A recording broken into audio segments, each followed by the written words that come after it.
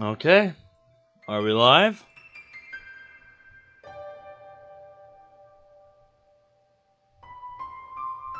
We are live. Excellent. So, this is very similar in nature to the mod we just finished yesterday. In that, it's been a bit since we played this, hasn't it? Like 2.5 months, in fact, since we last touched this. It's hard to believe it's been that long, but I'm back today. Back tonight, I should say, more like it, because it's a little past midnight here.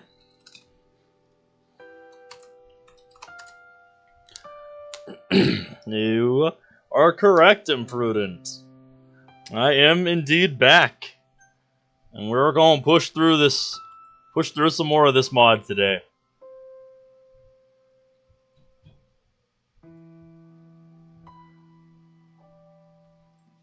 So what is new with you, my dude?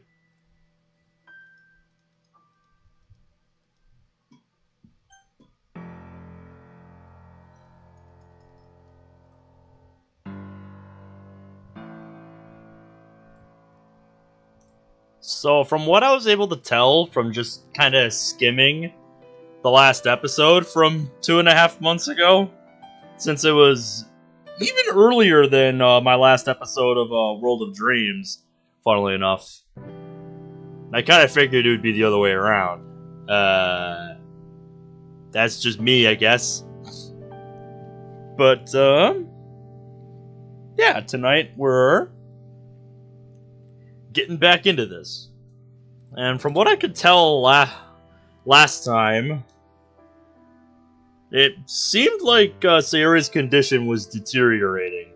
Just, seemed like things were getting worse with Sayori. Because, right before the end of the episode, Sayori's kind of breaking down in front of the school in the rain, and, we're trying to console her, and it doesn't seem to be going well. And then we just, I think, kind of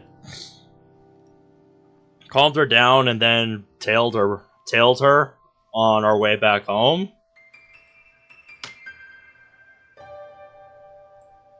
So, yeah.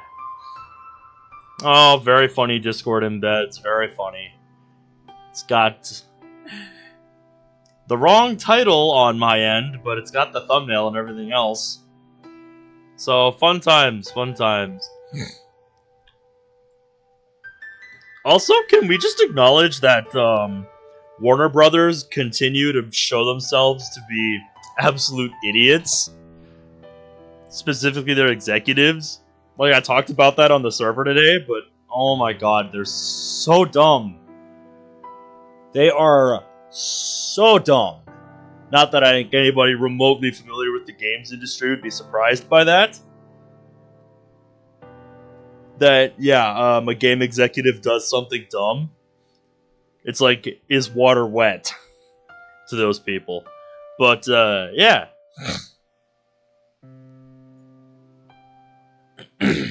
That happened today. They announced,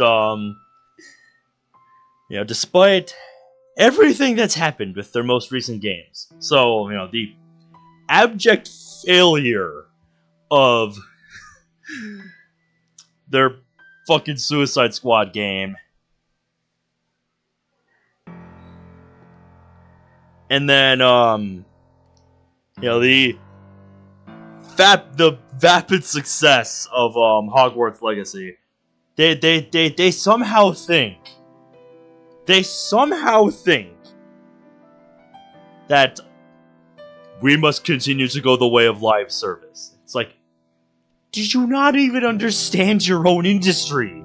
Your own audience? The Wile E. Coyote movies being canned? Wow, that sucks. Not because they're scary, but because one threatened to fuck me up the ass one time, and I've been paranoid ever since.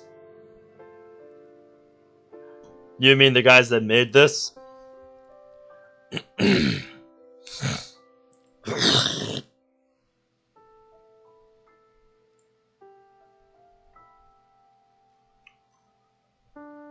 I kind of figured, but, you know, I wanted to be sure. I get that, but I'm still gonna play it, because this mod earned itself quite the reputation when it came out. And if you know anything about me,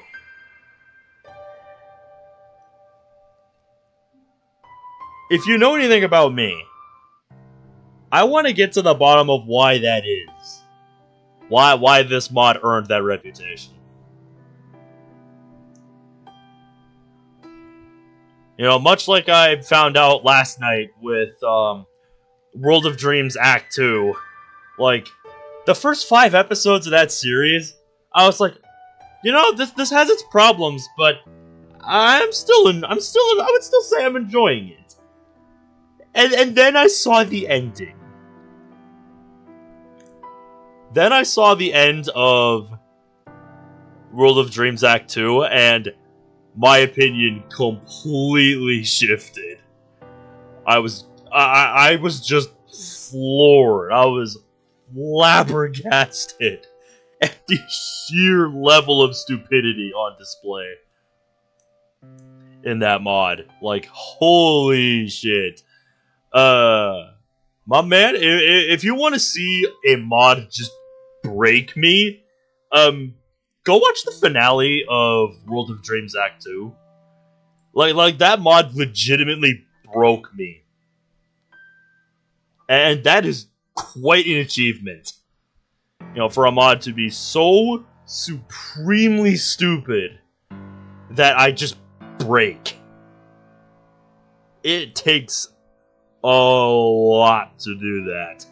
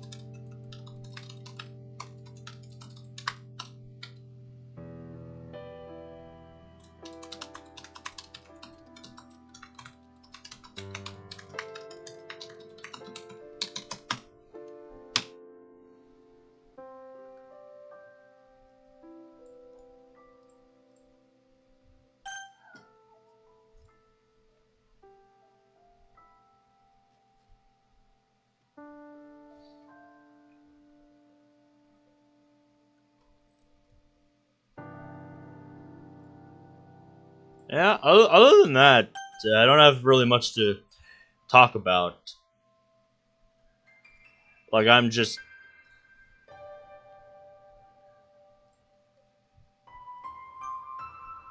been gearing up for this. And just thinking about what the heck I'm gonna do tomorrow, since I don't have to work tomorrow. Which is why I'm actually fine with starting as late as I did. Well, got my answer. The Blastoise raid is out. I know what I'm gonna be doing tomorrow. What's up, Christy? How are you?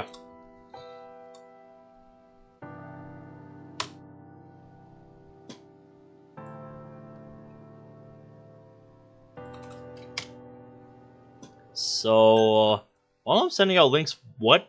Yeah, that's what I thought. Its Terra type is Steel. I'll have to look at what its moveset is and think about my options for this thing. Because I'm pretty sure this thing is more physically bulky as opposed to specially bulky. Ugh. Excuse me, Blastoise.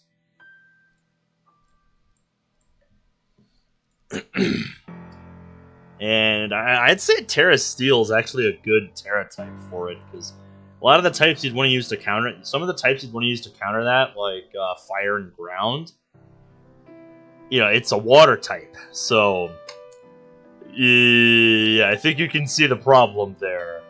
You can see the problem there. You know? Alright, so let me actually look at this quick. Yep, so it has its hidden ability Rain Dish. And it has a moveset of Hydro Pump, Flash Cannon, Aura Sphere, and Iron Defense. So I was right in saying, yeah, you should not try to use a physical attack against this thing. Much like with Venusaur, how using special attacks was inadvisable to say the least. Looks like it's going to be a similar story here. Oh, that's interesting. Normally they go with, you know, a really good like attack boosting nature. Like for the Venusaur, it had Modest, but this one they've chosen Naive. I don't remember what Naive boosts off the top of my head. I'll have to look into that. But yeah. Oh, yeah. So its defense is actually its weaker stat. Blastoise is actually meant to be more of a tank, looking at its stats than anything else.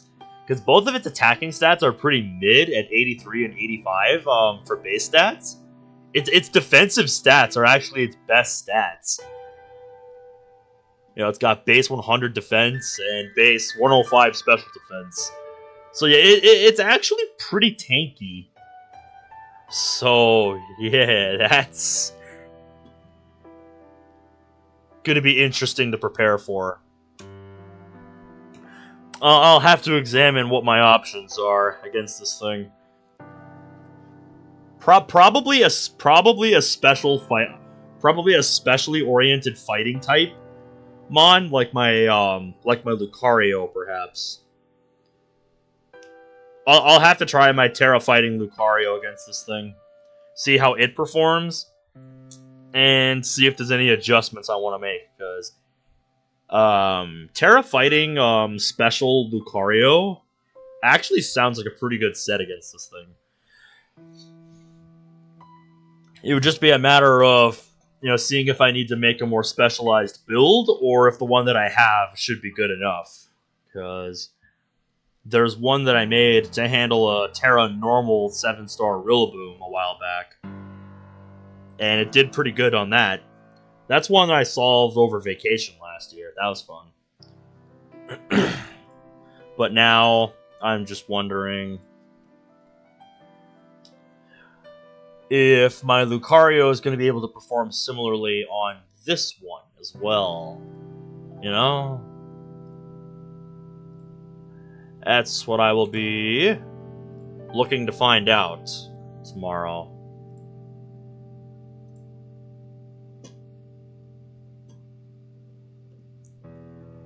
Alrighty. So all that to say, let's get back into it. It has been since bloody December 17th. Because that's when I did the stream. Yeah. On a more general note, I remember really liking this mod's design. It's like visual design. Much like World of Dreams, I think this mod had really nice visual design and music to accompany it. But there were many issues I was having with the writing. So these mods kind of have similar stories going on with me, as far as, like, you know, my general opinion on them. So that's what I'm looking to see if it's gonna change over the course of the story.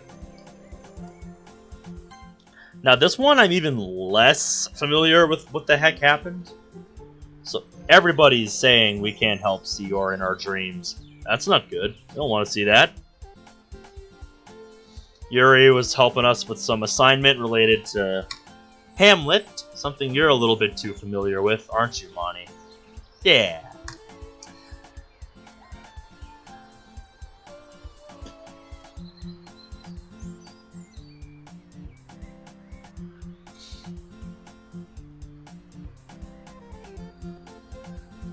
Yeah, so I kind of stopped here. Very weird place to stop. I don't know why I did that. There comes a time in everyone's life where one must ask themselves, how far would you go for the ones you love? What sacrifices will you make? Would you die for the ones you love? Or would you still put your life above their own when that moment actually comes? No matter how many times you play, it's all the same. All of it. It'd be really easy to... No, that would mean I don't really get to talk to you anymore. All I want is for you to hate them. Why is that so hard? Ah, that's why. That's why. Because this was still the dream sequence that we were seeing. Yeah, okay. Okay, that makes sense. It's that one special poem from Monica, I think. The one you can see in the game files pop up during Act 2, if I recall. So, neat. I close and lock the front door behind me and let out a sigh as I prepare for the final day of school before the weekend begins. So it's Friday! Sweet! I sort of hoped for Sayori to be waiting for me at my front door, but it isn't like that this time. Knowing her, she probably decided to sleep in. We can only hope. What you already told me last night, however, is starting to weed its way into every single decision I'm making regarding Sayori. Should I just walk to school on my own? Yuri says we should have more faith in Sayori. Yuri says we should trust her. But it's like... With someone like Sayori, it's like... on one hand, I agree with you. I share your sentiment, but on the other hand, it's like, how much do you really trust Sayori? Or should I wait for her here, like I've been doing for the last few weeks? Question mark? I take a deep breath, look towards Sayori's house, hoping that she decides to run out after me before I decide to take my first step forward. And I start walking to school. Load! This doesn't feel right at all, though. No, it doesn't. I really should be going with my gut here. I mean, that was the entire reason why I was able to stop her from that. Hey, what's up, Zach? Did you watch me go have an aneurysm over World of Dreams Act 2's ending?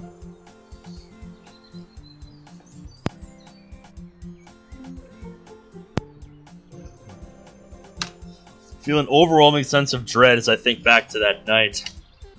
So much so that I stop in my tracks and stare down at my feet. He's doubting himself. He's not thinking straight. Jesus, man, what are you thinking? Leaving Sayori by herself like that? Turn around, you idiot. Turn back around and hit. Hey! I overslept again! I'm sorry! Can't help but smile and feel an overwhelming sense of relief. It's all good, Sayori. All pretty girls need their beauty sleep after all. I'm not that pretty. Yes, you are. Hush, you. I think so. I mean, all that beauty sleep has to be for a reason, right? You went too far with the bit. Right, of course. I nearly facepalm as I immediately regret what I just said.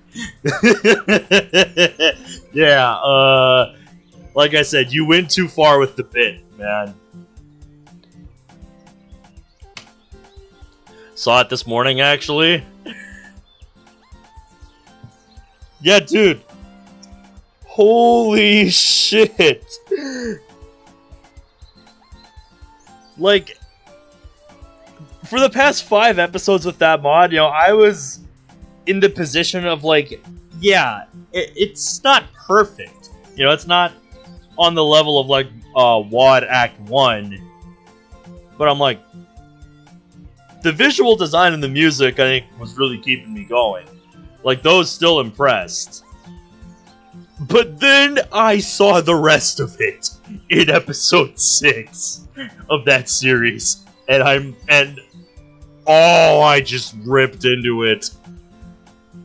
Cause it's like the problems were just laid so thoroughly bare with the writing that they were impossible to ignore anymore. It's like it was just one thing after another. And it just made less and less sense the longer it went on last night. Like, oh my god.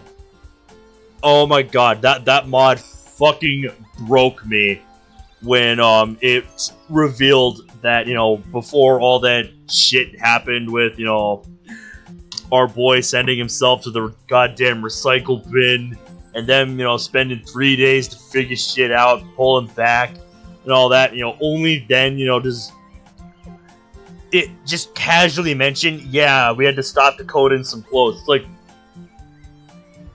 that was the part that fucking broke me. You know, when they were complaining about, oh, you know, how, you know, we can't fix, you know, all of our, you know, all these problems in here. Like, you know, what if we run out of air? What if we run out of food? And I'm just like, you have the power to code in literally fucking anything in the game. Why don't you use that? It's like, the answer to your problem is literally something you can do. And you've shown that they made additions to the room, the space room, throughout the mod. It's like, once I saw that line, just casually mentioned, you know, after they brought him back from the recycle pit, I literally just, I was literally just done at that point. I was literally just done. Because it's like, I'm sorry, nope. It's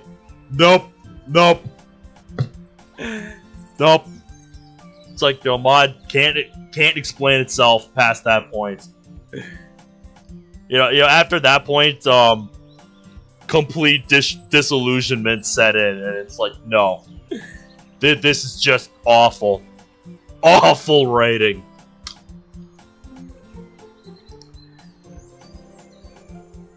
It was infuriating to read. I'm trying too hard. Yes, you are. It's just so bizarre. Sharp contrast between her behavior yesterday afternoon and this morning is jarring. Yep, depression do be like that. So much I don't understand about you, Sayori.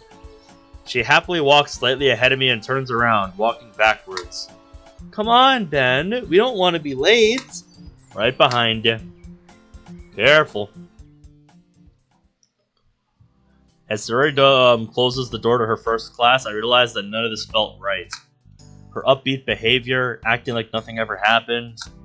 I hate to admit it to myself, but it's getting frustrating. Because all I really want is for her to communicate more with me. I want to understand her better.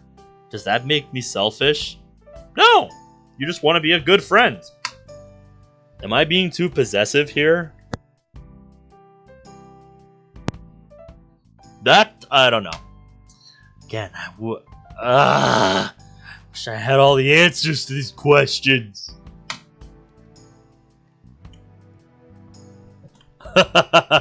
Yeah, I'm sure, Zach, I'm sure.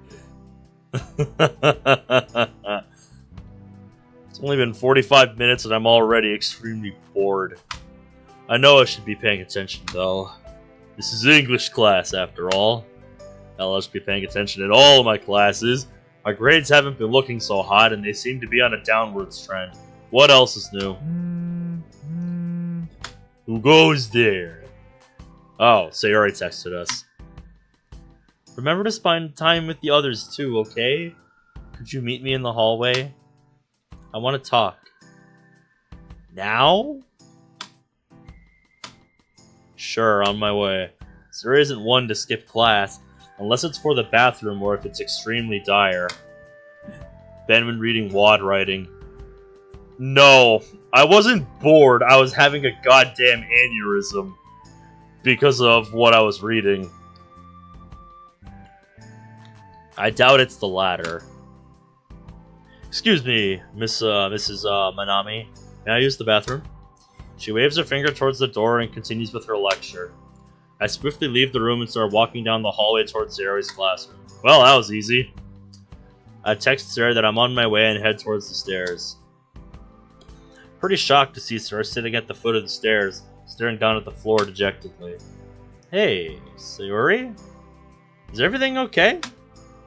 Hey, Ben. And no, not really. I sit down next to her and scoot close so our shoulders are touching. What's up? The music stopped. Zach, do you know what I would have rather done? I would have rather booted up Sonic Forces on my PlayStation and done some competitive grinding on that. Are you mad at me? What? Why would I be mad? Wilbur Soot drama? No, I can't say I have. What's the deal with that? I know you, Ben. When you're upset, you get quiet and distant. That. It's okay, Ben. I know it's my fault anyway. It's not true. If anything, it's mine. Guess I just want you to talk to me more. I want you to communicate your feelings with me, because I want to understand you better. You know how hard that is for me to do. I do know, but I want you to try. Just a little harder for me.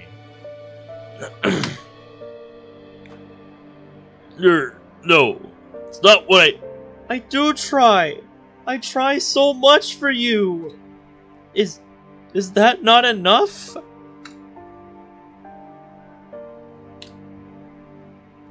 Non-consensual biting to an ex-girlfriend, another Minecraft streamer, Shovelfield.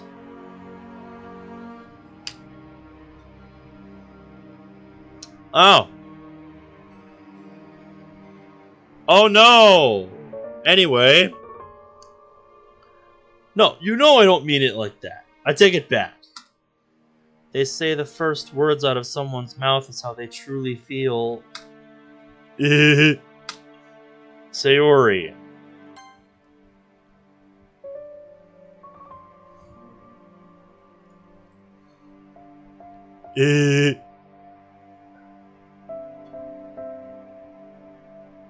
Oh, just shovel? Oh, okay. Yeah, what the hell is Stubblefield? Probably some location. This is not off to a good start today, is it? Oh god. I'm at a complete loss for words. Just got home from a hookup. Sweet, how did it go? Good to see you, Oreo. I don't know what I'm doing anymore.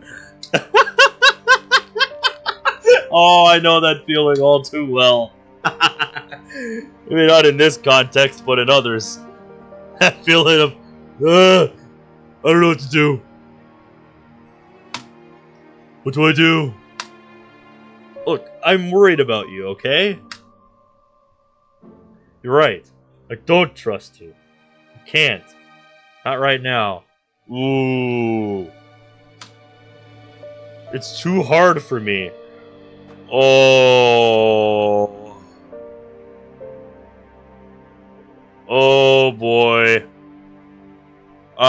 Meanwhile, I'm just sitting here wondering if our boy's making a mistake here.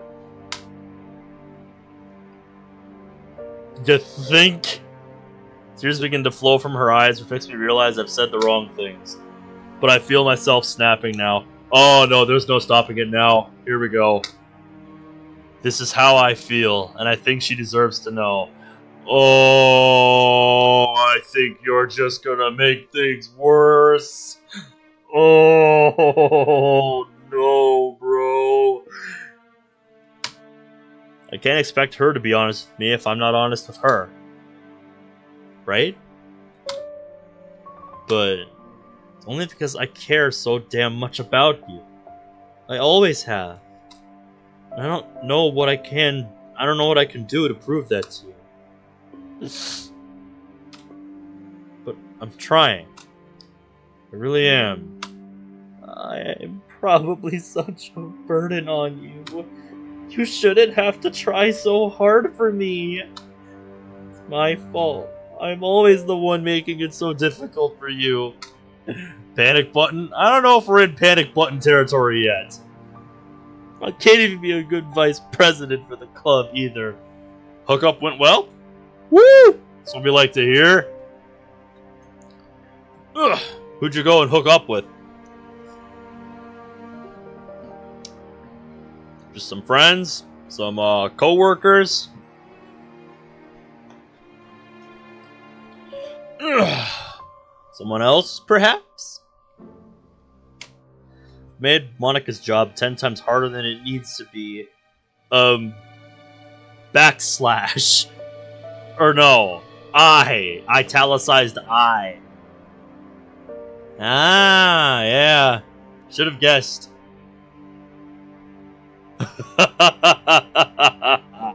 God damn it, Zach. Ugh, excuse me. I should be the one helping her the most. And you've become more exhausted lately. All because of me. That's not... It is, and you know it. I hate it when you lie to make me feel better.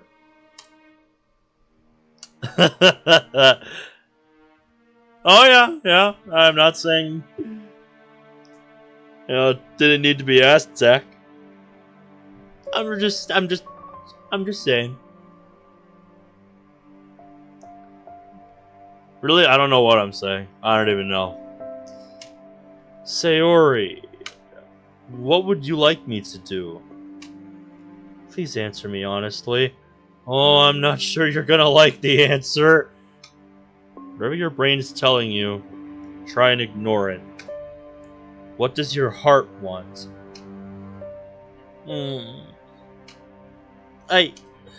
I'm scared, Ben. I'm scared to admit how I feel. It's alright, Sayori. I'm right here. I want you to stay here with me, because I don't trust myself either.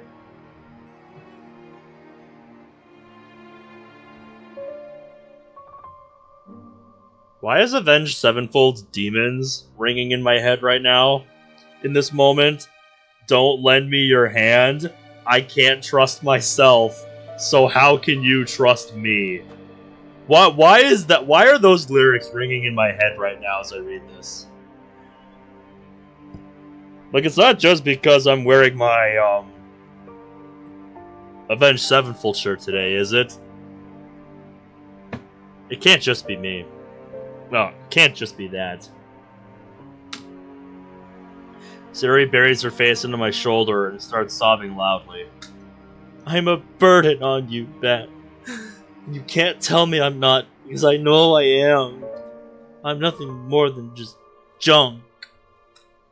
Place my arm around Sayori and rub her arm gently. You belong with someone like Yuri, Natsuki, or Monica. I don't think we should tell her.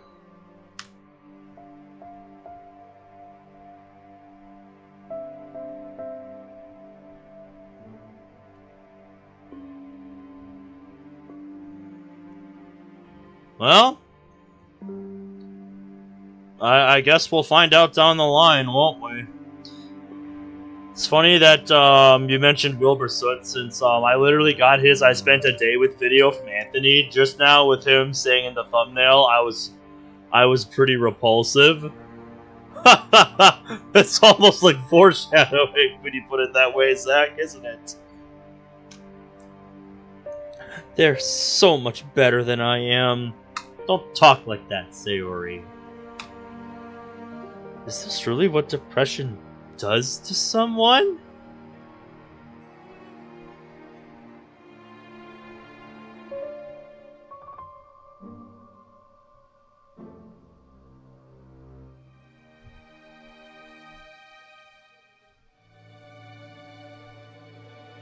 Well, you better be sure then. That's all I'm gonna say. Is it something that convinces them that all these negative ideas are in fact reality? So then can you answer the question as to why I'm still here, holding you right now? It's because you feel guilty. You're too good of a friend for someone like me.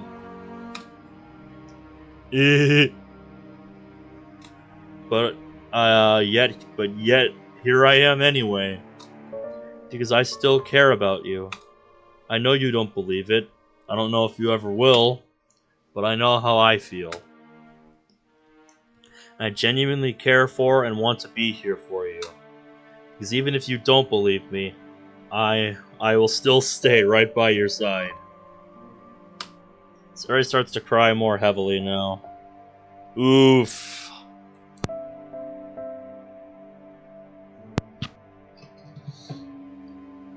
Whether your partner likes it or not, it's necessary until proven otherwise. Yeah, I think I generally agree with that. Like I said, I just hope the two of you know what you're doing. Sayori starts to cry more heavily now. After all this time, I finally told her how I feel. Yep, and woohoo! Look where it got you. I care about Sayori. Yeah, maybe it's because of what happened. Maybe it's because of the guilt of drifting apart. But that doesn't matter. It doesn't change how I feel. Uh-huh, or so you tell yourself at least. A few minutes have gone by and Sayori's breathing has only barely calmed down. Yeah, this might take a while. She didn't say much after I told her how I felt. But I still feel satisfied knowing I finally got that off my chest. Yeah, I can intuit what you said. Yeah, I can intuit that you weren't joking. I mean, hey, I am still happy to have met you, my man. It has been one hell of a journey, you know, the two of us have had the last couple of years.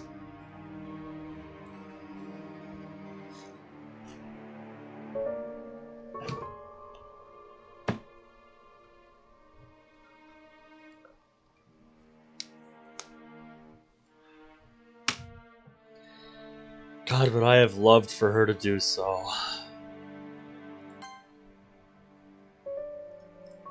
Sayori slowly picks her head back up and wipes her eyes and nose. Could you come with me to the bathroom? I have to wash my face. Well, I can't go in there with you. I'll wait outside if that's okay with you. You know what I mean, silly. Of course, let's go then. We walk together in silence. There really isn't much to talk about, but I guess her asking me to accompany her on a trip as insignificant as going to the bathroom is a good sign, I think.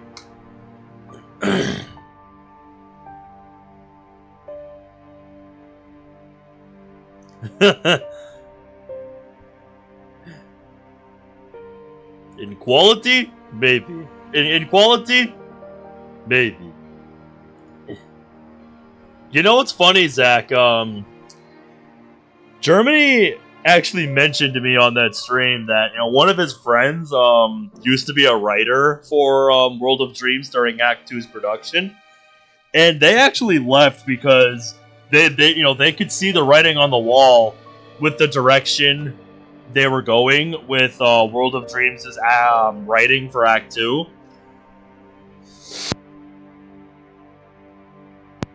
And yeah, he just said, "Fuck this shit, I'm out."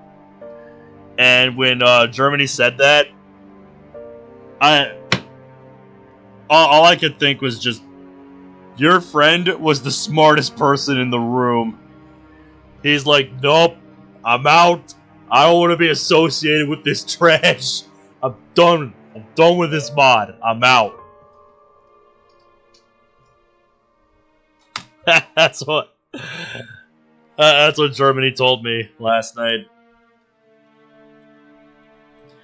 We arrive at the bathroom and I stand on the other side of the hallway as I wait for her to clean herself up.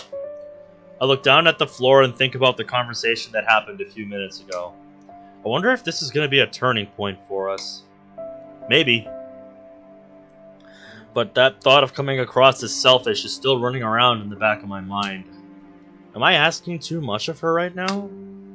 Yuri said I should trust her, and I just admitted that I can't. Oh boy, yeah. Was that the right thing to do? Yeah, like I said earlier, visually I think that mod is fantastic. The visuals are great, I'd say the music is pretty good, but, so like, it's almost like, it's almost like that illusion of, like, you know, a beautiful meal, but, like, once you actually, like, dig into the meat and potatoes, you know, the writing and the story, you discover it's just actually hot garbage. That it's just actually just repulsive.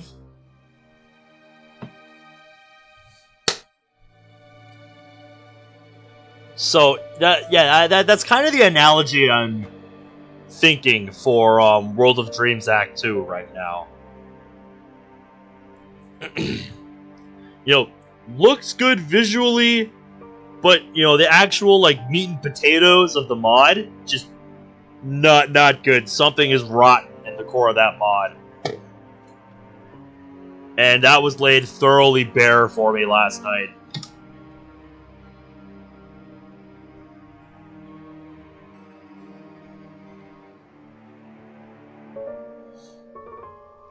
That's another way to put it. A few more minutes go by until Sayori comes back. Alright, let's get back to class now. Excuse me. Right, I'll walk you to yours first. If that's okay? Yeah, that's okay. Let's take our time on the way there. You just read my mind. Sayori and I walk slowly back towards our class in complete silence. But it's not that awkward, no idea what I should be saying kind of silence. It's the same kind as the one from a few nights before. The kind of silence that says, I understand. We can only hope.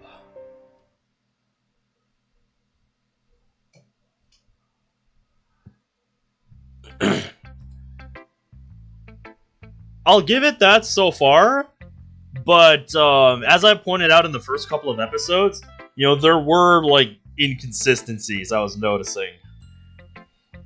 I don't remember what exactly those inconsistencies are off the top of my head, just because it's been so long. But, you know, if you're binging this in the future, you know exactly what I'm talking about. Sayori and I are the first to arrive to the club after a pretty long day. Classes just seem to drag on. Wonder if it's because of everything that's been going on that makes these types of things feel so monotonous, or if it's just your own sense of time getting dilated. Ooh, we're pretty early. Or they're late, which I think is more likely. Well, check the clock. Speaking of which, I forgot to mention, Yuri's coming back to the club today. Oh, right. I forgot she was absent. What was the significance of that again? Oh, really? I had no idea. Monica didn't tell me anything. I mean, I can't say I'm surprised, given what's been happening lately. Crazy that you started playing Fortnite 5 fucking years ago. Yeah, tell that to me, who's still playing a game, fucking Black Ops 1, that I started playing in, like, what, 2011, 2012? Yeah, how old do you think I feel? The games I still play to this day are, you know, a decade old or more, or coming up on that point very soon.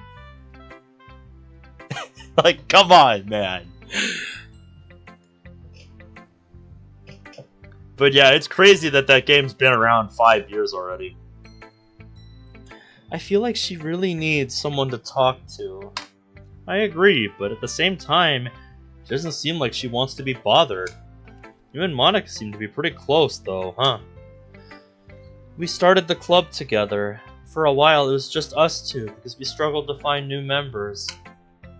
Those were good times. I wish we could go back to those days. So, the thing stopping you is how distant she started to become? She nods. But it's okay.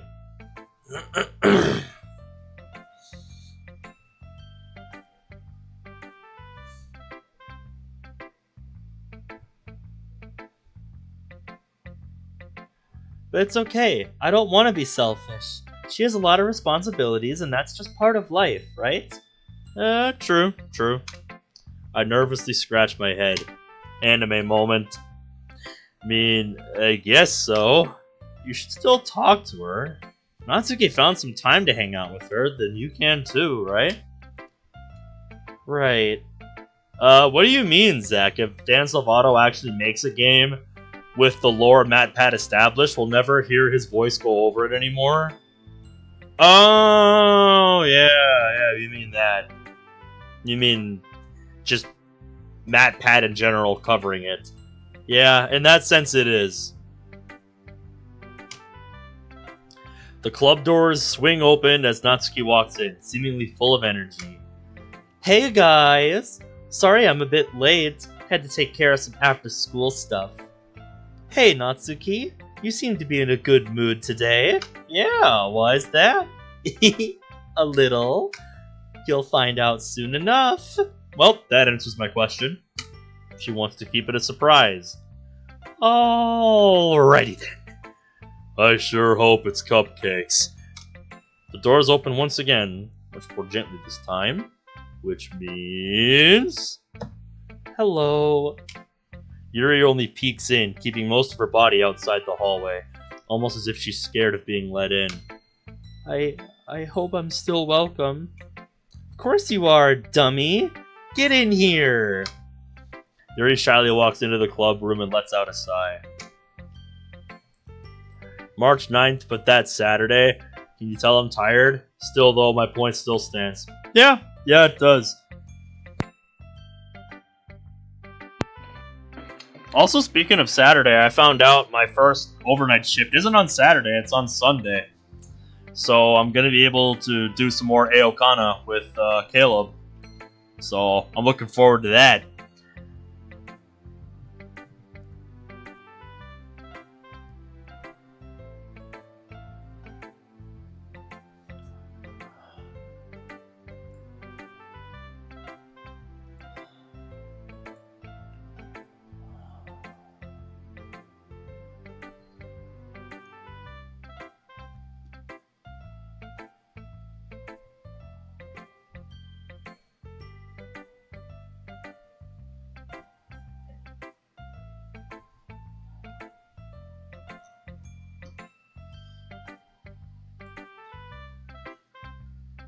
Thank you.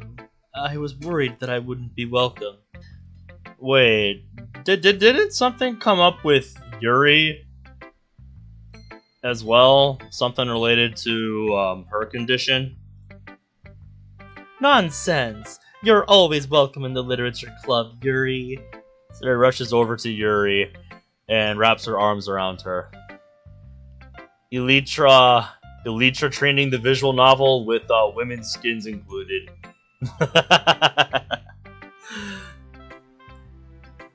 Yeah, dude. Some of the screenshots that I took from the first episode of that game, just oh my god, there are some of the most precious bean faces I have ever seen.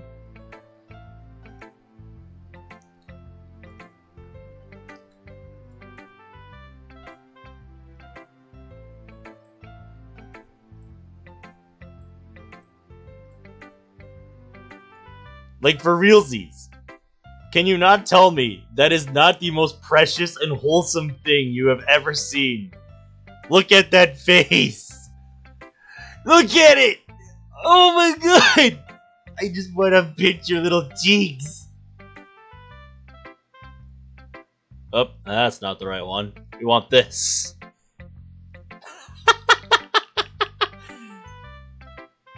Like, seriously. Just precious bean. It's lovely to see you back. Thank you, Sayori. It's very comforting to hear these words coming from you. Well, there's only one person missing from this little reunion. Oh, that's right. What's right? When Monika asked me to return to the club, she also said she's going to be absent for today. Huh? Yes, that precious bean deserves all the head pats in the world. I don't know if those two things are related to each other, but I'll leave that up for debate. Ugh! Figures! I'll be honest though, Monika's the last person I expected to just avoid a problem like this. It really isn't a problem. Maybe they aren't even related at all. That may be true, but Monika isn't one to not take accountability for her actions if she messes something up. That's right, Monika kind of fucks things up in this mod, doesn't she? Yeah, I'm going with Sayori on this one. Monika doesn't give off the impression of being the kind of person that does this. So maybe something came up. She is a busy person, after all. Besides, you're still hanging out with her tomorrow, right, Natsuki? Yeah, what about it? So, why don't you talk to her about all this? Everything that we've noticed. What did you think I was going to do? Invite her out for ice cream and talk about useless stuff? Just trust me, I know what I'm doing. Bet! The idea originally was to take her out somewhere so she could relax a little. That's still part of the plan.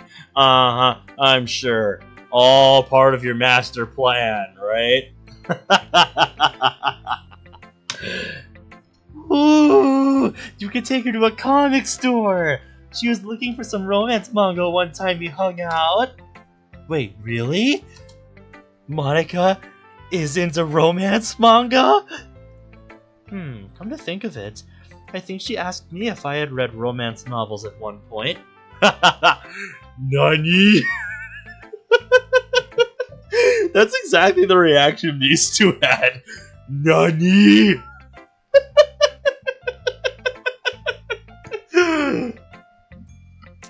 Of course, I told her I outgrew them. Huh? Well, I never guessed she would be into sappy stuff like those.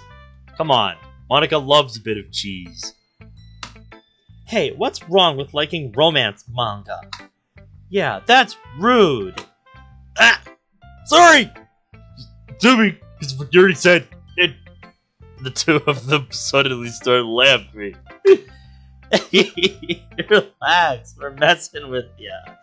I don't expect you to be into that stuff anyway. Jesus. I get it. I get you, though. I never expected Monika, of all people, to be actively looking for romance manga. She loves your cheese? Yeah, I don't think that needs any further context. She's into a lot of stuff most people don't expect. Imprudent, I'm definitely with you. There needs to be substance to it. Like any good story, there needs to be substance. She's very good at hiding things about herself. Yeah, so who's to say this isn't something she's also hiding? I noticed Sayori pause while saying that. Excuse me. I guess it's true.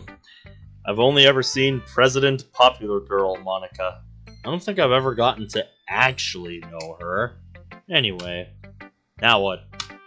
If I may interject, I didn't get a chance to share my poem with the three of you. I was wondering if I could do that today. Of course you can! We can all do our own thing until you're ready to share it with each of us, one by one. Actually, I was thinking I could present it to you all out loud instead. Oh! Well, sure. I don't see why not. Speak your heart out, Yuri. I have to say, I'm surprised, Yuri. I mean, we would have had to do this at the festival anyway, so it's cool to see you step forward and be the first one to present like this.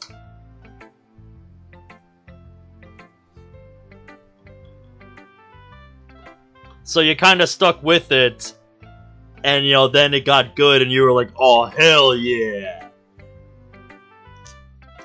Yeah, I've read stories like that. Thank you, Natsuki. That means a lot. Just don't let it get to your head. Natsuki and Sayori step back a few steps and stand next to me, allowing Yuri to have the floor. Could you guys look away for a moment? I just need to gain my bearings. Everyone agrees in unison, and we turn away to face the wall.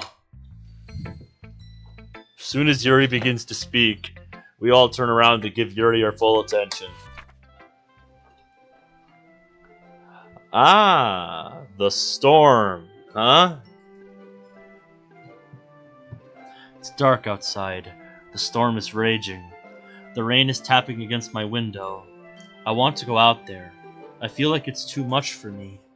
The storm is wearing off. I get ready to go outside. The storm picks up. I stay inside.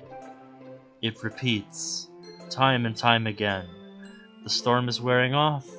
I get ready to go outside. The storm picks up. I step outside.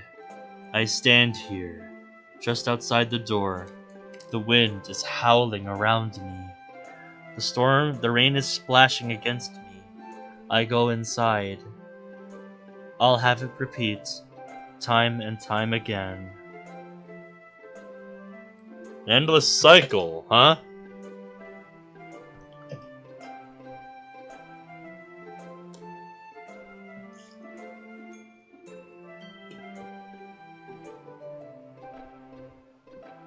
I see, I see.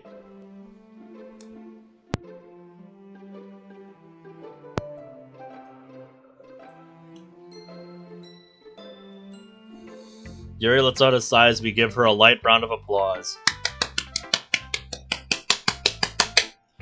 Wow, Yuri! Amazing poem! I loved it! Yeah, it was alright, I guess. It's really good, Yuri. All things considered, I can really feel the emotion in your words. Definitely. It really helped me that you read it out loud, too. Powerful stuff. You know, I've always had my gripes with your writing style, but that was actually very good. That's all you're gonna get from me. Don't expect me to fall in love with your writing or anything. Bap! Bap, Natsuki. Quit looking at me like that! Bap.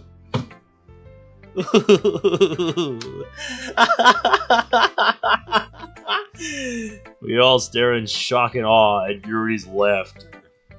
Not because it's a strange laugh or anything, rather the fact that she's laughing out loud at all. Oh, you guys. Just laughing at the fact that I was so worried over nothing. I'm really glad you all liked my poem. Shield Hero is a good example. The princess constantly trying to fuck over the main character was entertaining, but once that was solved and the princess was disowned, it sort of just died off. So that was kind of the main dynamic that kept it going in your eyes.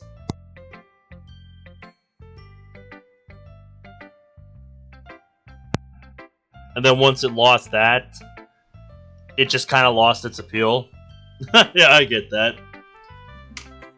It's been a very difficult week for me, so this was very much needed. Thank you all. Thank you for being the friends I've wanted my whole life. Of course, Yuri! I'm glad to have you as my friend too. You're great! As vice president of the literature club, I hereby declare this meeting the super fantastical, almost extra special, the super fantastical, most extra special, most amazing Yuri meeting. For a second, I thought she said supercalifragilisticexpialidocious. Jesus fucking Christ. Dude, why does this track give me kind of like Genesis vibes? With the early bit there. That's a little bit long, don't you think? Well, if today's the super fantastical whatever, then I picked the perfect day for this little surprise. One sec. What do you think that is? It's cupcakes. There's no way it's not cupcakes. Sure hope it's some kind of snack. I've been dying for one of Natsuki's cupcakes. Ta-da! I'm sure you guys could have never guessed this is what I was hiding. Actually, yeah. Yuri suddenly placed her hand over my mouth to shut me up. Ah, cupcakes. I was actually craving these earlier today. What a wonderful surprise. Wow, wow, wow! I'm always happy to see these! Thank you, Natsuki! Bah, it's nothing really. Just felt like baking something and I happened to make a few extras. Well, who am I to deny some free kitty cupcakes from the best baker in the club? I open up the tray and grab one while the others follow suit.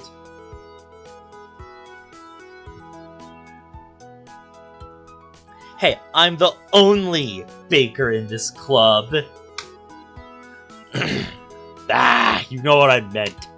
Potato, potato. The club meeting was relatively short, but it was still fun. Probably the most fun I've had all week.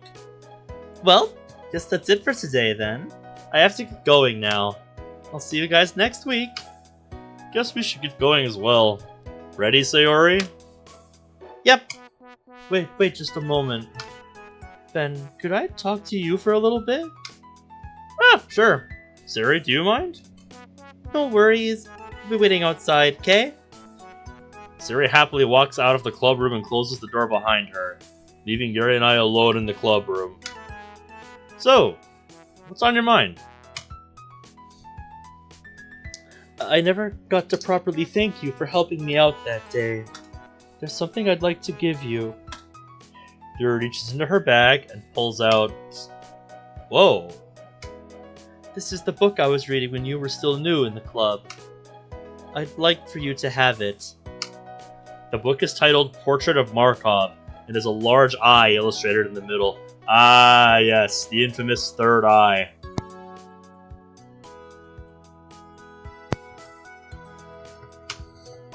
Jeez, Yuri, I don't think I can accept this. Isn't this very special to you?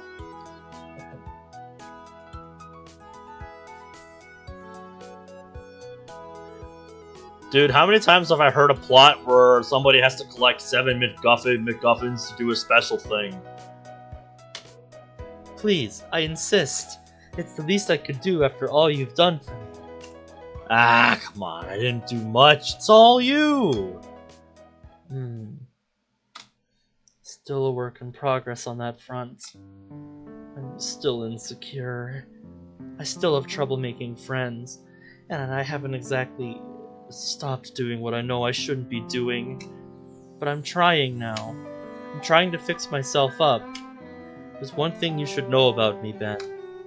What's that?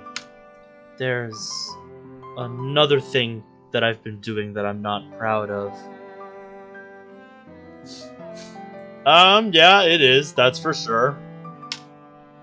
The reason why I'm always talking down to Natsuki and trying to seem like my writing is superior to hers is because I don't believe mine is any good. That just sounds like an extension of insecurity. That's why I'm always trying to use extensive vocabulary and metaphor. I'm trying to convince myself that I'm superior.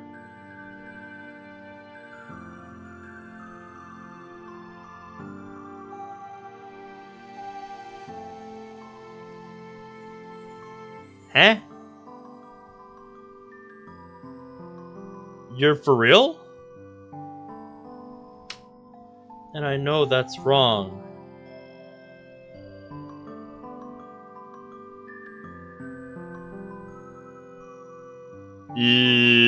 What?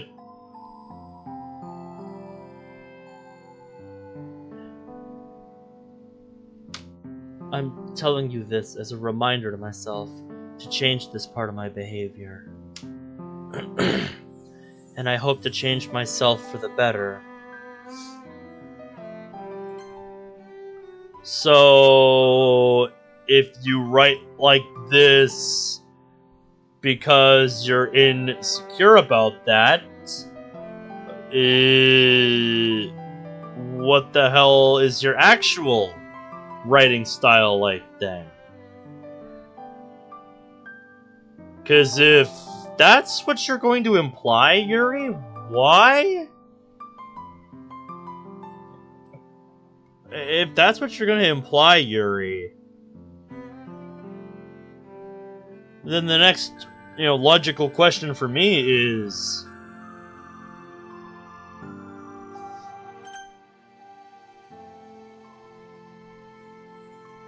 if you're only doing this to convince yourself that you're superior to her because of your insecurity,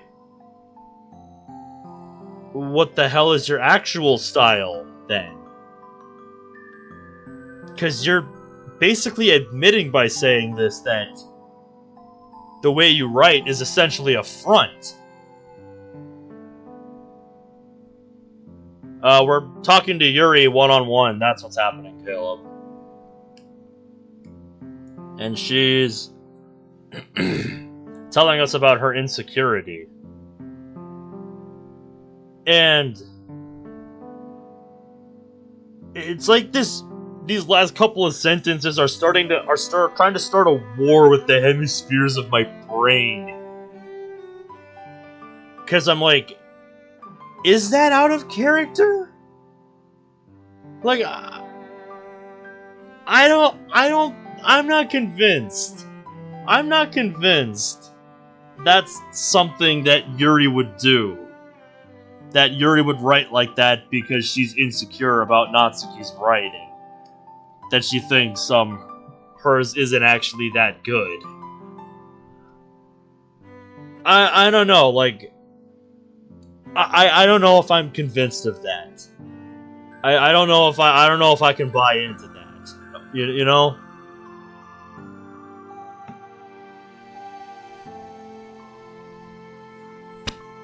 Okay, I'm glad it's not just me improving. I'm glad I don't feel like I'm going crazy.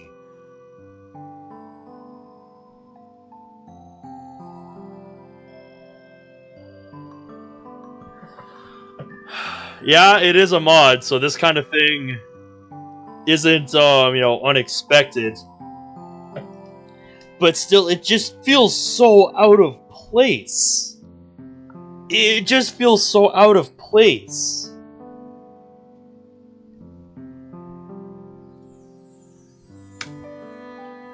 I'm proud of you, then. You're doing a great job so far. Just thought you should know that. I honestly don't know what else to say.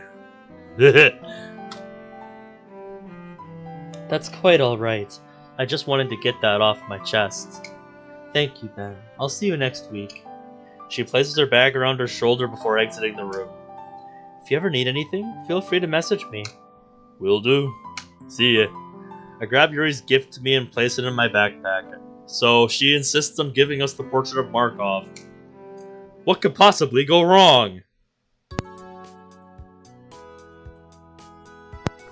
Ooh, we're back to this one. Hey, Sayori. Sorry to keep you waiting.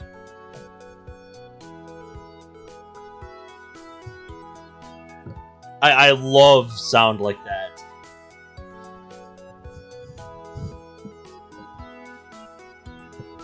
As I'm sure you all remember from the Steins Gate playthrough, every time that Genesis is Fuck track came on, Yuri needed to give me something. That's okay, Ben. Yuri really is a great friend, isn't she? Yeah, of course, she's nowhere near as great as you. You're probably not going to believe that, though, are you?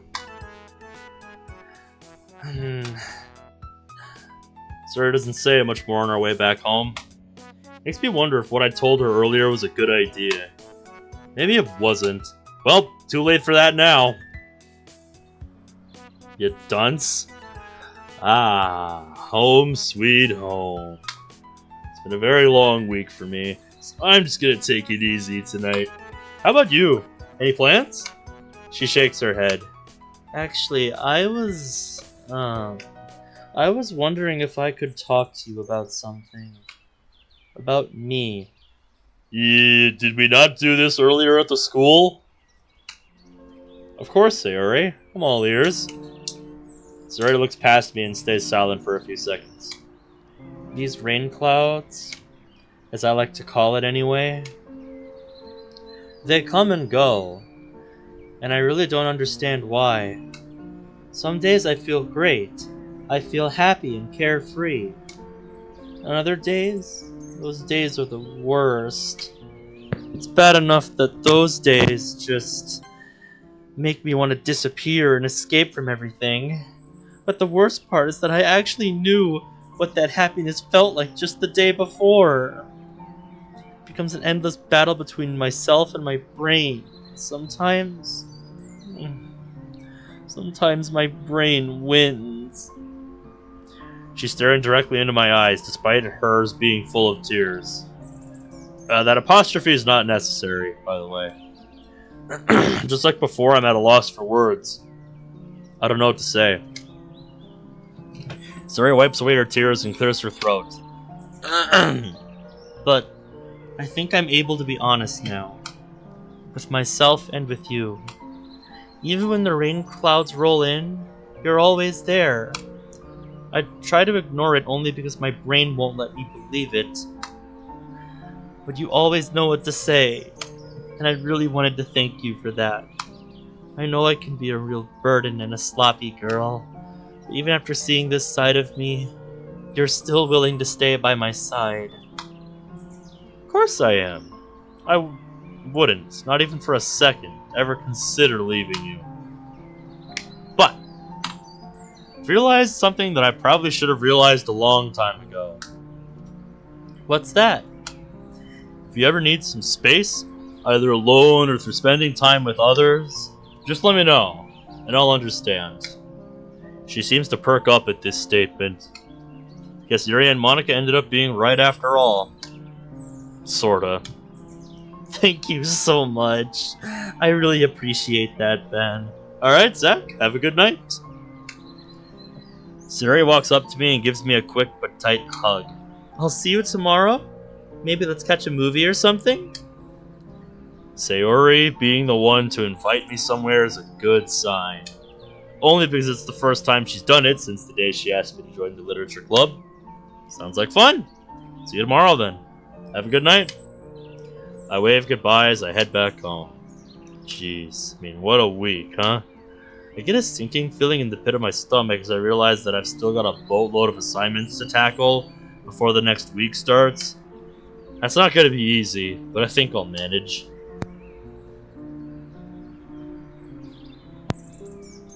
Hopefully next week goes a lot smoother. We can only hope.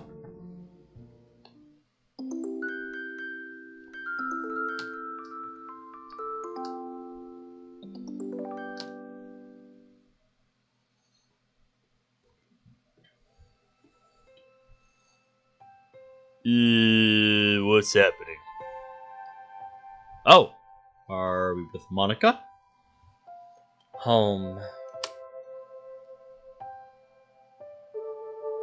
What defines home? Where someone lives, presumably. You know, somebody's natural place of being, somebody's territory. When does something become home?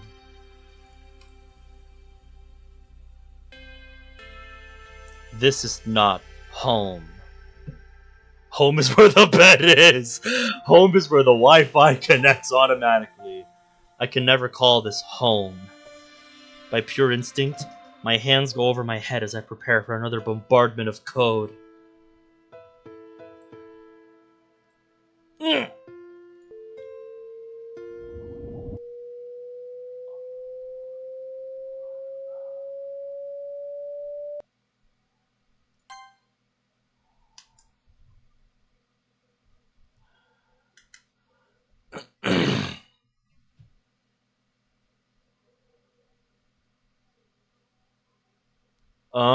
Yeah, those I think are some lines from that one fucked up poem from Yuri.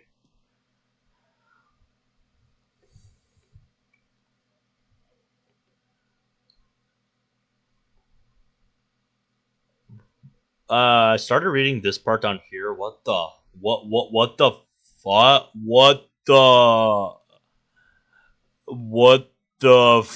fuck?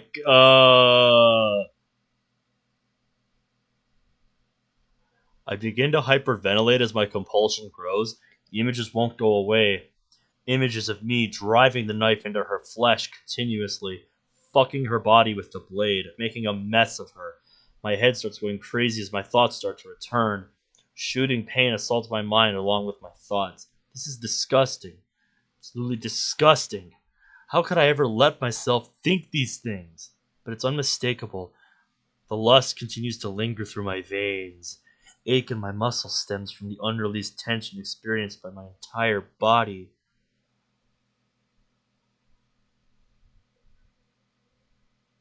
Yeah, bruh, that is some morbid as fuck imagery. What the hell did I just read? What the actual hell did I just read, dude? Like, that is disturbing. Stop it! Make it stop! I scream out in pain, because there's absolutely nothing else I can do. Fall down to the floor, drenched in sweat. Feels like my body's been stabbed hundreds of times. Yet there's no blood. No wounds. No proof. Absolutely no proof that this world is a living nightmare. But you can hear me. I can, yes. I know you can. I nearly jump at the sound of my phone vibrating. I reach into my pocket and read the message. Sup, Monica. Hope you're ready for our hangout today. We'll meet at the ice cream place, okay? Typical Natsuki. That's 2 emoticons in 1 sentence. Still shaken up from a few minutes ago, I place my phone back in my pocket and shakily lift myself up off the floor. I have to play along. I'm curious what will happen to the game if I try to enter areas that never existed before. Even now, this house doesn't feel like home. I look down and my uniform instantly transforms into my casual clothing. Would have been nice to at least have a few more options. What kind of options do you want? Alright, Monica. You've got this. Everything's gonna be alright. I fix up my hair and head outside.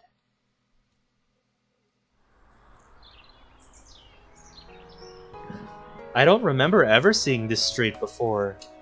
Was this always here? I look around at my surroundings. It's still painfully obvious that everything around me is a game, but there's other people around. Birds are chirping. Trees lightly swaying in the wind. What the hell is going on?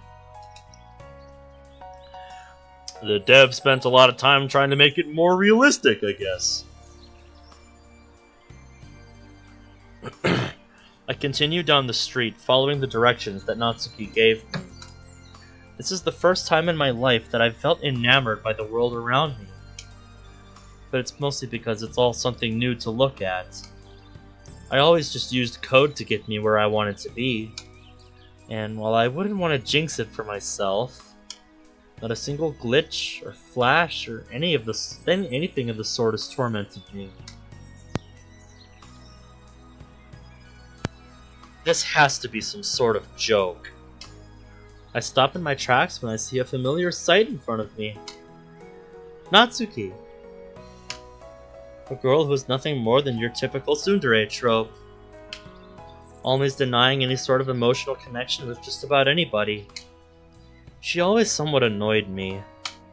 Constantly babbling on about her manga, thinking she can do whatever she wants. I remember having an argument with her on how the club should be handled, even before I started to succumb to the epiphany. But she always wanted to do things her way. Yep, that's just Natsuki for you. Aha! So you weren't thinking of ditching me after all! You don't think I'm that mean, do you? You have your moments. Now let's get going! I'm dying for some ice cream! Natsuki walks up and stands next to me.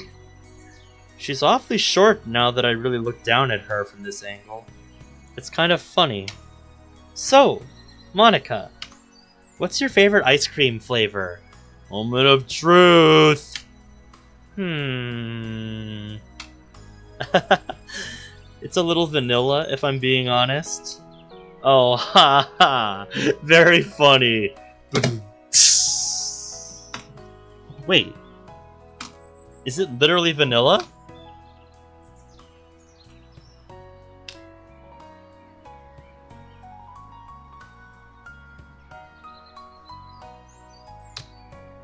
You disappoint me. You disappoint me, Mod. That does not line up.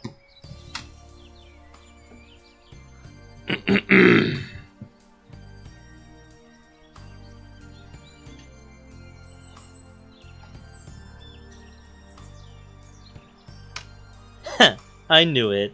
You always seemed like a vanilla type of girl. Really? What gave you that impression? Oh, I take a lot of online quizzes. Quizzes? Like those personality quizzes? I've taken a few of those over the years. It's been a while, though. Uh-huh. Most of the boring answers that you probably would have chosen led to vanilla flavor being your favorite. Boring? Do you think I'm boring? Well, no, not necessarily. You just give off those vibes, I guess. Alright. There she goes again, assuming things about me. You don't know anything about me. And you never will. Besides, Sayori insisted I'd get you vanilla anyway. I just needed to confirm it. Wait, she did? Huh. I can't believe Sayori remembers. Even I kind of forgot about it. Maybe? No, that's not it. Yeah, now let's get going. I stare at her body movements as we walk side by side.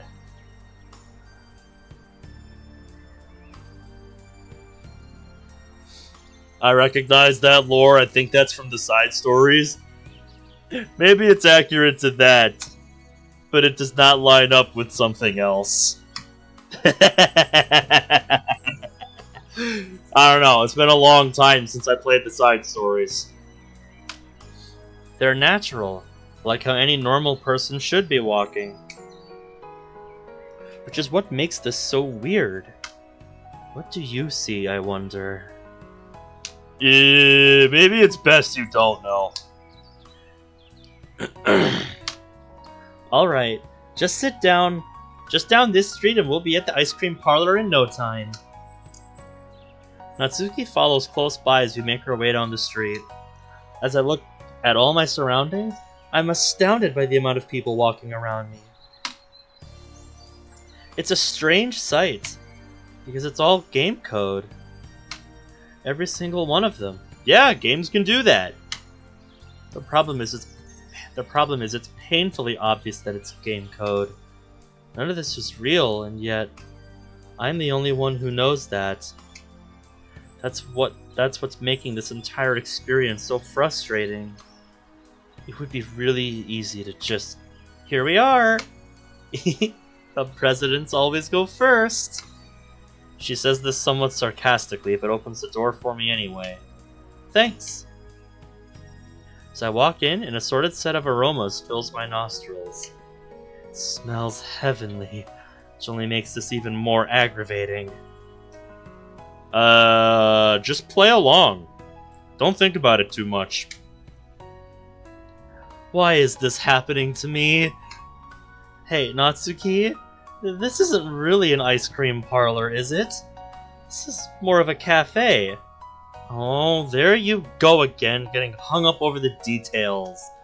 I just like to call it that. I only ever come for the ice cream anyway. I see. Well, it smells really good in here. Right? It's awesome! Of course, this doesn't compare to my own kitchen after I make cupcakes. I won't deny that one. Later. Natsuki and I order 2 ice creams, one for each of us.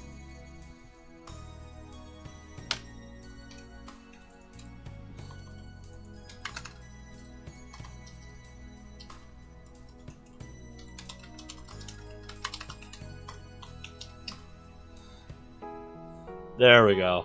That's another one for the soundboard ideas. Natsuki and I ordered 2 ice creams, one for each of us. I chose vanilla and she chose strawberry, which was pretty predictable if I'm being honest. Strawberry, huh? Did your online quizzes get that right too? They did actually. Spot on. Do you just let those quizzes make all those decisions for you or something? No. Do you really think I'm that childish? Yes. You have your moments. I decided to parrot what she told me a few minutes ago. Let's go sit down and eat our ice cream together. I don't feel like arguing with you. Don't have to tell me twice. We choose a seat close to the door, but far enough so the sun isn't bothering us. So, I've been meaning to talk to you about something club-related. I brace for impact, because I know for a fact she's about to ask about manga. Have you decided on it being able to be part of the literature club? Oh. She maintains eye contact as she takes in a spoonful of ice cream. Well, I don't know, Natsuki. Like I said last week, manga is pretty childish in my honest opinion. Oh, come on! You don't seriously think that, do you? Well, the honest truth is I don't really know what to think about it. Oh, see? That's more understandable. I can see how some people would be deterred by the cute art or the colorful cover pages. But completely ignoring or denying its significance in the grand scheme of things is just closed-minded and dumb. Take the Neon Evangelion Genesis, for example. That's a manga that deals with some pretty heavy topics. Heck, stuff Yuri would probably like. But you both seem to be the same way in just keeping a closed mind about these things. Alright, I get your point. So then what is it that you want? Me? Personally, I want my tastes to be treated just like everyone else's. There's a reason why I wanted to join the club in the first place, you know. Which was... You seriously don't remember? Wasn't that long ago at all. You wanted people to feel free to express themselves through literature. Does manga just not apply to that or something? That's what I find so hypocritical about that. You've always pushed for people to feel free to express themselves first. But I guess manga doesn't apply? And hey, a little birdie told me that you were looking for romance manga once. So don't even try to deny it. I actually can't remember exactly why, but I can feel my face turn hot. It was Sayori, wasn't it? That response confirms it.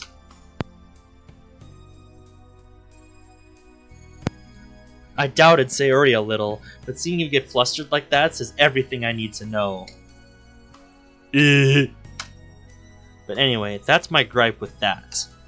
You can't advertise your club that way if you're already letting your personal biases get in the way of other people's interests. Okay, I see what you're saying now. I guess I should apologize for that then. Thanks, but I'd like to see it actually put into action. Let me talk about my manga in the club next week. That's how I'll know you're being serious. Sure. We continue to eat our ice cream in silence. It tastes just how ice cream should taste, I guess. It feels real. Speaking of manga, though, there's this one manga that I've been reading. It's about this girl who struggles to communicate with people. It's super adorable and very relatable at times, too. Huh, what's it called? Shoko Struggles to Communicate. Very on the nose, isn't it, Natsuki? Hey, that's my line. Right on the nose with that title, huh? Yeah, you could say that. Oh man, you don't understand the sheer and utter hype that happens when a manga is getting animated. It's super cool to see the characters that have been static for so long come to life on the big screen. I can see how that's exciting. Man, you sound like me when I'm just trying to follow along with a conversation, Monica. I look down at my ice cream and suddenly start feeling extremely angry. As Natsuki's voice starts to fade away, I start having tunnel vision. What am I even doing here? Why am I even entertaining this right now? I'm wasting time. Wasting time with this template. This girl doesn't care about me. She can't, even if she tried. She's just a stupid tsundere trope. Nothing more. Yeah, maybe you shouldn't be so quick to judge, eh? I look back up towards Natsuki. You're not... Whoa, Monica, are you okay? You're not looking so good. Come on, let's go get some fresh air. I can't move. I'm completely immobilized by anger and fear. And yet, as her soft hands grab mine and help me up out of my chair, I can't help but feel an overwhelming sense of gratitude. Almost as if my body has been craving this feeling for what seems like ages. Every ounce of my being is telling me to move her hands away. But on some sick and twisted notion, I allow her to help me up and out of this cafe. Hey, can you walk? You feeling okay now? Yeah. Can we get out of the city? Nice sunset lighting, by the way. Yeah, you like that, don't ya? It's her favorite. Sure, I know a park that's not too far away from here. Think you can manage? I slowly nod my head. We arrive, once again, at a place that I never even knew existed. It's almost like all of these places are spontaneously appearing before my very eyes. But to everyone else, it seems like this has always been here. Here we are. Wasn't too far away, and there's not too many people here either. So what's up? What happened back there? The ice cream wasn't that bad, was it? No, it's not that. I didn't say anything before because I wanted to make sure you were okay first. But you were giving me a really mean look. First I thought I said or did something to upset you. I know you're angry. I can see it. You can? It's pretty obvious, quite frankly. Look, I'm mad at you too. I was hoping we could both talk things out and just let off steam together. You've been very stressed out lately too. Everyone at the club has noticed it. Yeah, she's not as slick as she thinks she is. I don't know why you felt you had to lie to us about Yuri, nor why you had to encourage her to leave a place she really enjoys. So, I was hoping I could get some answers about that. I don't want my assumptions about you to be true. I look out at the pond in front of me, watching the sun slowly dip below the horizon. Natsuki, Before you continue, I just want to say that I don't want to hear any apologies, because they shouldn't be for me.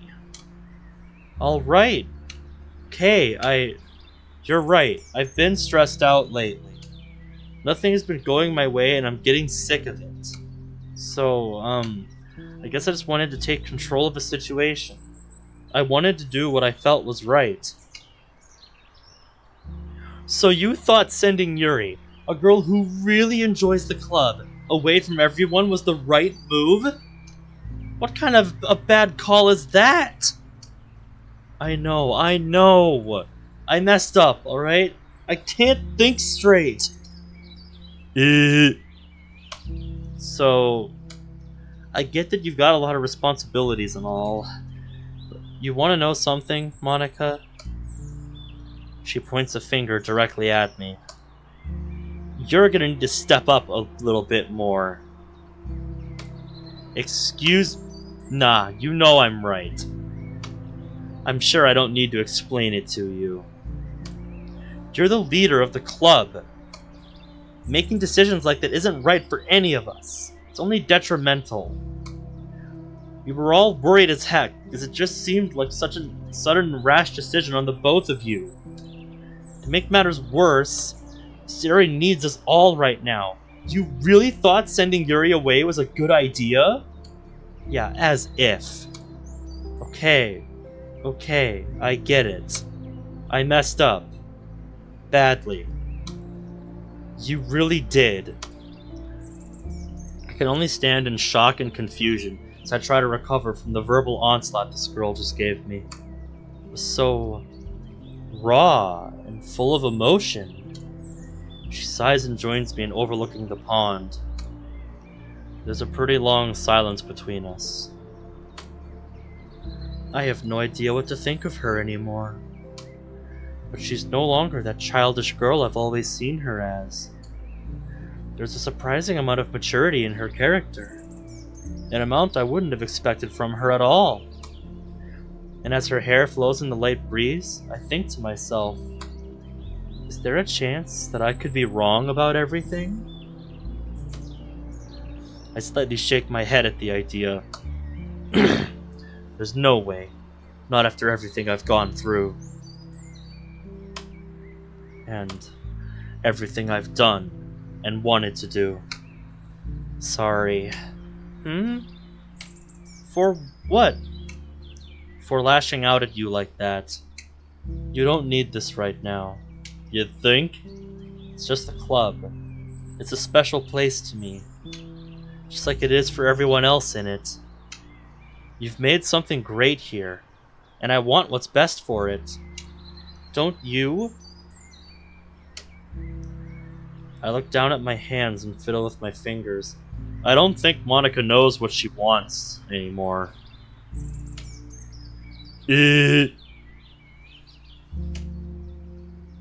Yeah. That's what I meant earlier. I know you're stressed, but if you'd let me, we can work through it together.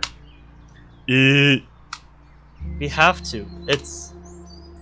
Natsuki pauses and visibly winces, as if what she's about to say would give her great pain. Never mind. I won't say anything. You don't need to hear it. Is it about your father? Natsuki's eyes widen. No! Yes, it is. What even gave you that idea? Sorry.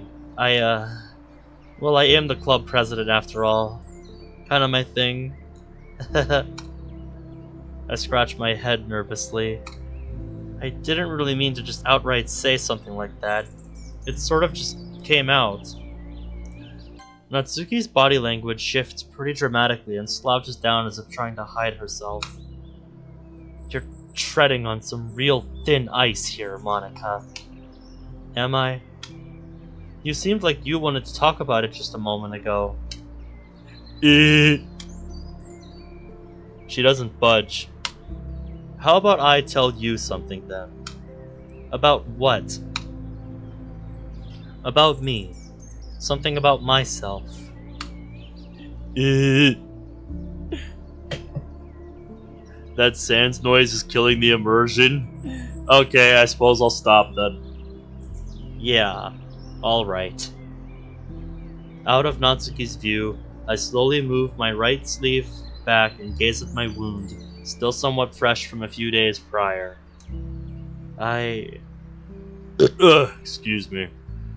Never really knew my parents. I don't have any memories of them. Of course, I know I must have had parents, otherwise I wouldn't be standing here right now. The harsh truth of the statement is I genuinely don't know how I came to be. My entire reality isn't real. How am I supposed to know that I did or didn't come out of thin air?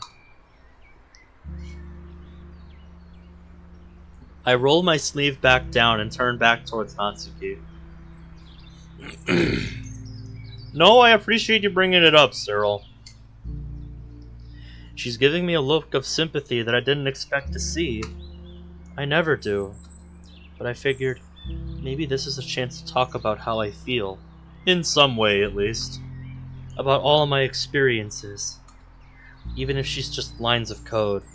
I mean, hey, you can vent to me. She's still listening.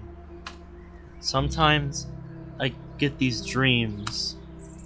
That my mom is there, watching over me, making sure I don't ever give up on my goals.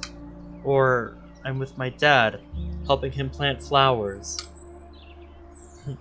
I can't help but crack a smile. And sometimes I'd play piano for them. It's hard trying to explain these memories that I don't even know myself how real they are. Especially to someone who wouldn't understand that even if she did know. But in all those dreams, I can never seem to remember their faces. Just feels like I'm all alone without them. Almost as if they were never real. Oh, sorry, that probably sounded really weird. No, not at all. She responds quickly. I lost my mom at a young age, too. Oh, I'm sorry to hear that. I used to say sorry to myself all the time, too. So that's not necessary. Natsuki sighs and looks towards the horizon. She died, my dad. He was never the same. He got more strict, more assertive, and never stopped pressuring me. I spent a good portion of my childhood wondering if I was a bad kid, and if I could have done more for her. My mom. Should I have told her I loved her more often? Should I have given her more hugs? I kept feeling sorry for myself. My dad only seemed to hammer those ideas in. But then I realized something. What would that be? She looks down at the ground. On the day she died, I was very little. I barely understood what was even happening. But I stood right by her side. I remember. She looked at me and asked, "Be strong for me. Never let anybody push you around or tell you what to do." I'm still trying my best to live up to that. Even then, I still feel like I did the best thing I could have done for her. I held her hand, said I loved her, and said goodbye. Natsuki looked back over the horizon and smiles. I follow suit, doing my best to hide the tears that are now flowing down my cheeks. Why? You know, this ended up being pretty nice, huh? I swiftly wiped my face and looked back towards her. Yeah, for sure. I think I needed this. Glad to be of service then. Thanks for sharing that with me. I'm glad we could find some common ground and understand each other a little bit more. Yeah, that wasn't easy, but it just felt right. I'm still mad at you, though. But I'm glad I understand you a bit more now, too. Natsuki suddenly pulls out her phone and looks quite surprised. Shoot! I was supposed to be home 20 minutes ago! Natsuki quickly straightens herself out and starts heading back towards her house. Sorry, Monica, I have to get going. Oh, by the way, Sayori misses you! You should try to hang out with her, too! See you on Monday! Wait, what? Just like that, the short pink-haired girl runs off without looking back, leaving me alone with my own confusion and feelings. What is this reality I've found myself in? I believe we call this a mod, my dear Monica.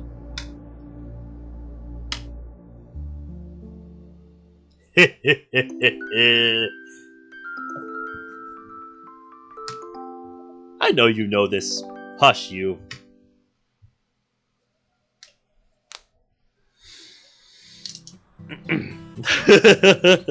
Short form modification is when somebody takes an existing game and uses it as a base to make something new. The weekend goes by with relative ease. Well, that's good.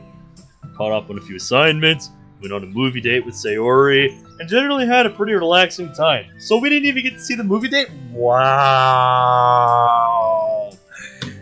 Wow! But there's always that looming sense of doom whenever Monday comes along. Checked my grades online this morning, only to see I'm starting to fail most of my classes now. Congratulations, you're on your road to getting held back. I know. Wow! Wow! Wow! I let out a sigh and lean against a nearby pole as I wait for Sayori. I'm not sure if this whole thing has been good for me. It's the first time I've been truly honest with myself about it. My grades have never been this bad, and blaming it on everything that's happened these last few weeks just sounds so incredibly selfish and crappy. But what else could it be? And if Sayori found out? Good morning. Morning, Sayori. Sleep well? Yep. Nothing beats a good night's sleep. Yeah, you're right about that. Hey, you seem upset. Is something wrong? Eh? Nah, I'm fine. I guess I'm just a bit tired. You didn't stay up late playing games again, did you? I wish I had that amount of free time. I was up doing a few homework assignments. A little bit stressful, but I got them finished. Oh, good. Let's get going then. Okay, if I'm being honest, Sayori making sure everything okay like that was cute? Adorable? Both. Yes, both. Both is good. Oh, bah, what am I even thinking? I awkwardly fix up my hair after doing so. We both readjust our bags and make our usual commute. I guess Sarah really does know me well. Can't hide the fact that I'm pretty stressed right now. How's that been going? There isn't much I can do about it other than just trying to keep up with my assignments.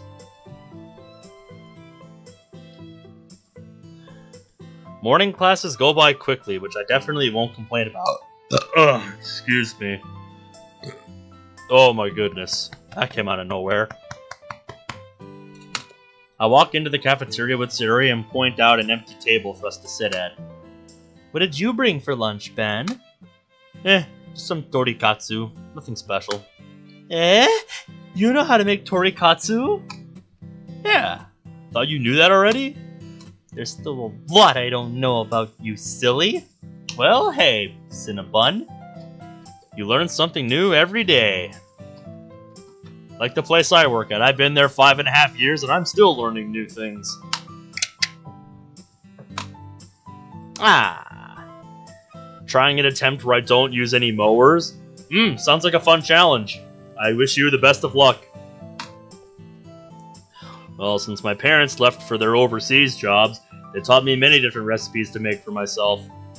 That's kind of like me on BTD6, when I'm trying to beat every difficulty without losing any lives, in preparation for Chimps mode, where I'm not allowed to lose any lives.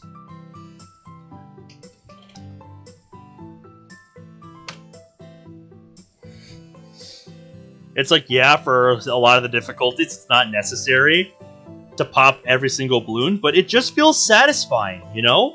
When, you know, you have a perfect strategy that, you know, doesn't leak at all. It just feels good, you know? It's a good feeling. Basically the best chef you'll ever know. Just don't tell Natsuki I said that. Well, I can be the judge of that.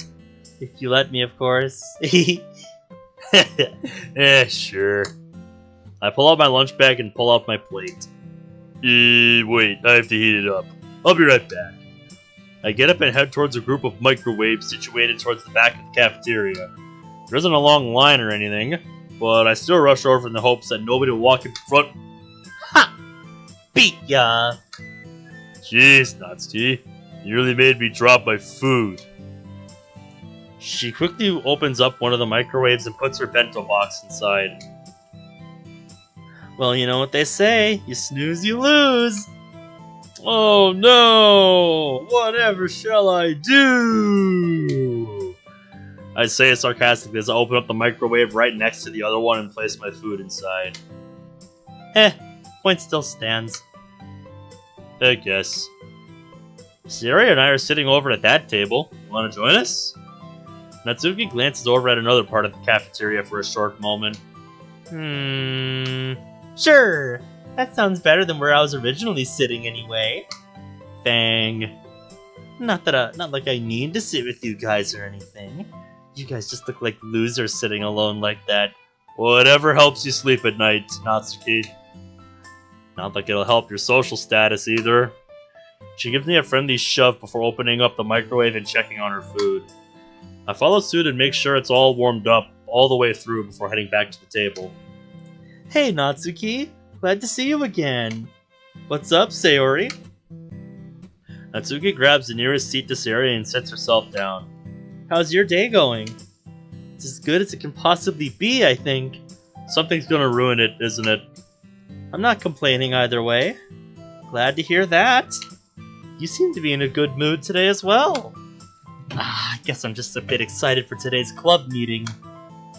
That's right. How did your hangout with Monica go? It went pretty good, I think. She's gonna apologize to Yuri. At least I hope so. She's allowing me to talk about my manga in the club as well, so I hope you're all looking forward to that. That's great, Natsuki. I guess you managed to get through to her, huh?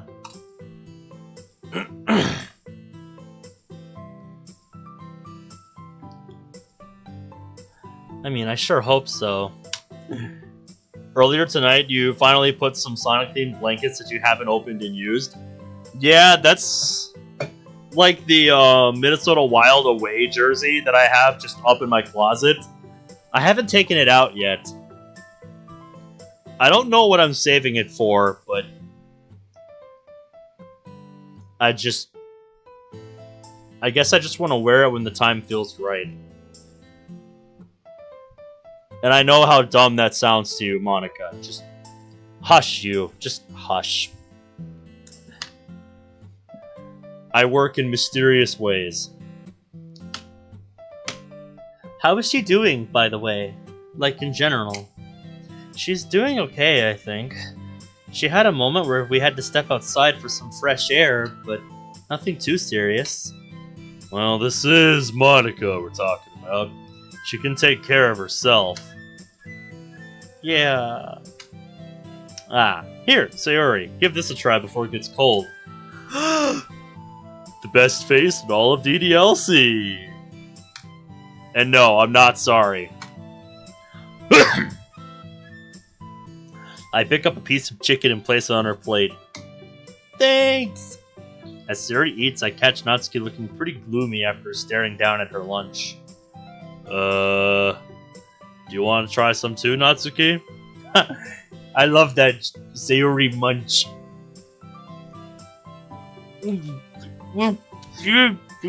So good. No, I'm alright. But yeah, that's cool. That's cool, Cyril. A quick glance at her plate reveals she's got nothing more than rice and a packet of ketchup.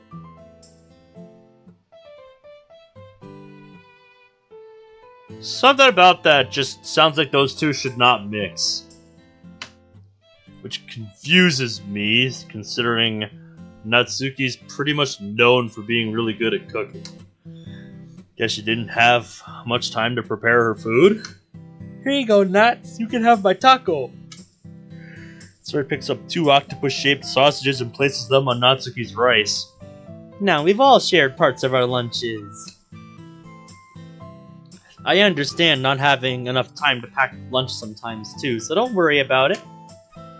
Natsuki is surprised. Thanks, Sayori. Natsuki swiftly begins to eat, nearly eating both sausages in mere seconds. See? I knew you were hungry. Shut up, Sayori.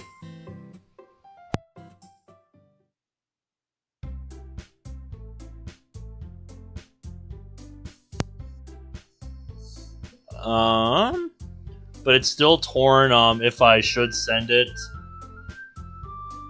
Either one works. If it's like, just a photograph, then I would probably send it to photos and stuff. You can send it to either or, I'd say. They both work.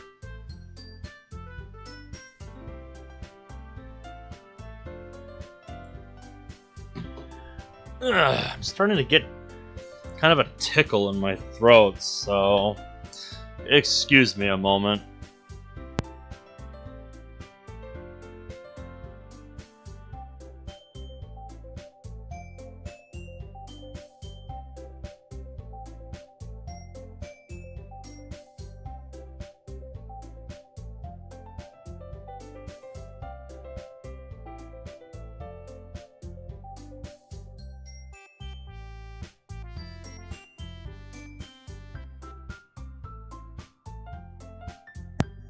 Alright. We back. Let's have a look. Oh man, yeah, that's like full stop.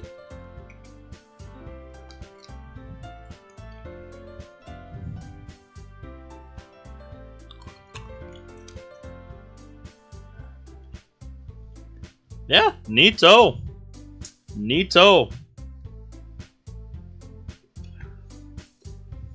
And then there's me on my trip to the retro games shop the other day. Yep, Discord cameo.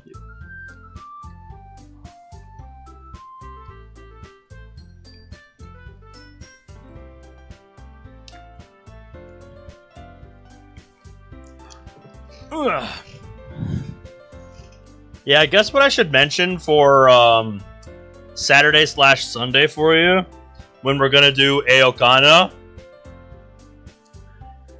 I should have specified, any time after I get home from work that day, because I'm actually working on Saturday for once.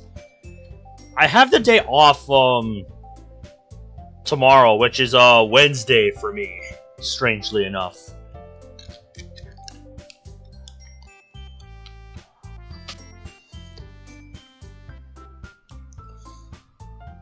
Like, yeah. Next week is gonna be really weird. Ugh. You, Ben? What kind of noise was that? Ugh. Yep. I'm just gonna be working on Saturday, so it'll be more around the usual time that I start streaming. is what I'm saying. Nope. Sure as hell ain't. Today's just one of those days where I don't really feel like coming to a club meeting. Aww, we can call it a day if you'd like. Nuh-uh. Not on my watch. This is my day! Natsuki barges into the club room looking pretty upset at Sayori's idea. Well, sorry Ben, guess you're out of luck. Is that all it takes to change your mind? Sayori suddenly inches close to me and whispers into my ear. The truth is that Natsuki is kind of scary. I'm kind of what? Nothing! Say, didn't you want to share something with us today? No, you were never a fan of the color-coded text boxes to know who's speaking? Do you think it's just unnecessary? Yeah, but I'm just waiting for the woman of the hour to show up before I get started. The woman? Plus, I have to make sure Monica lives up to her promise. Good afternoon. And what promise might you be referring to? Hopefully, you'll find out in a few minutes. Hello, everyone. Hope everyone had a terrific day today.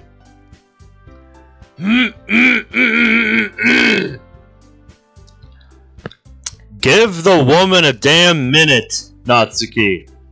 Jesus fucking Christ. Also, is it just me, or am I seeing what I'm seeing here? Natsuki loudly clears her throat to non-verbally state the obvious.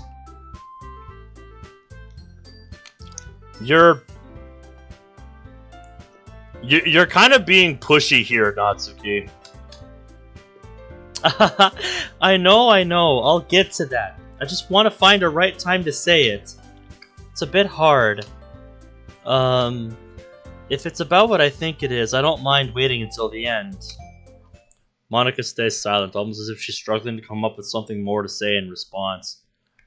Yeah, that, and look at the bags around her eyes. My god. Anyway, I brought something to share with the club today. And no, it's not cupcakes, Ben. Huh. I guess I didn't hide my facial expression as well as I thought I did.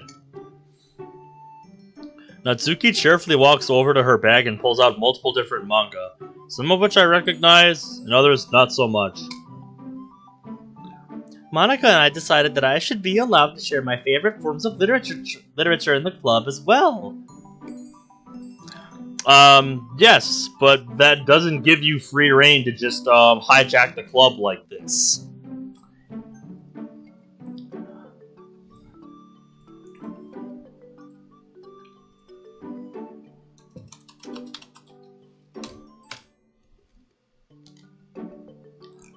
Let me find it here.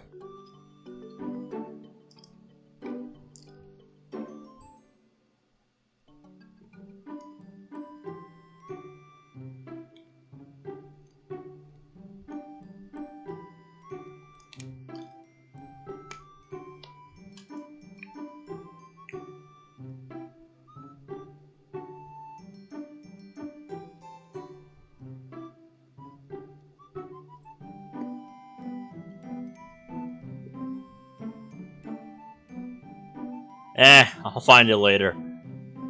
But you know the one I'm talking about. The one where it's just Natsuki tapping a chalkboard with just manga's literature written on it.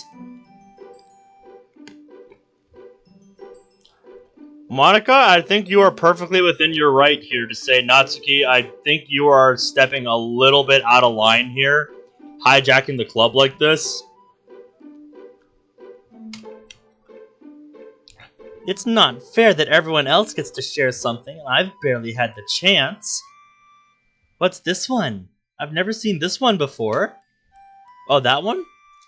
That's Shoko Struggles to Communicate. It's one of my recent favorites.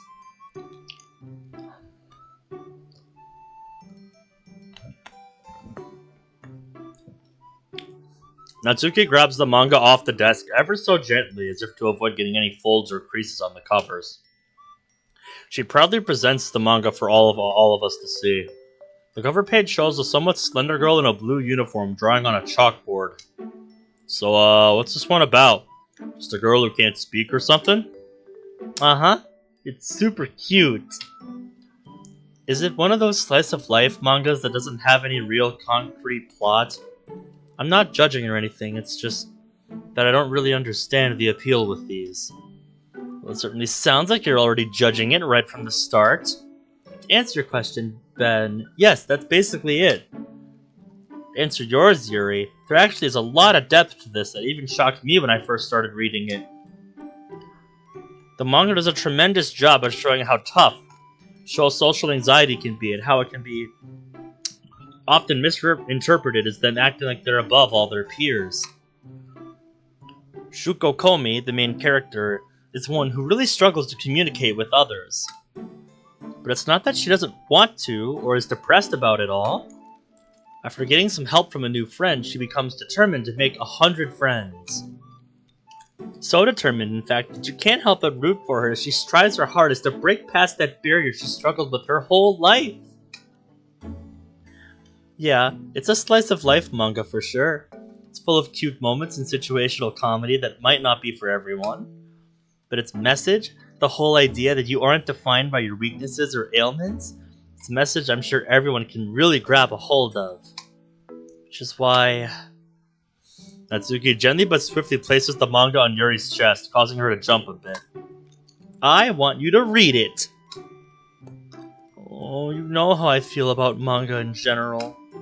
I'm afraid I won't be able to really appreciate it as much as you'd probably like me to.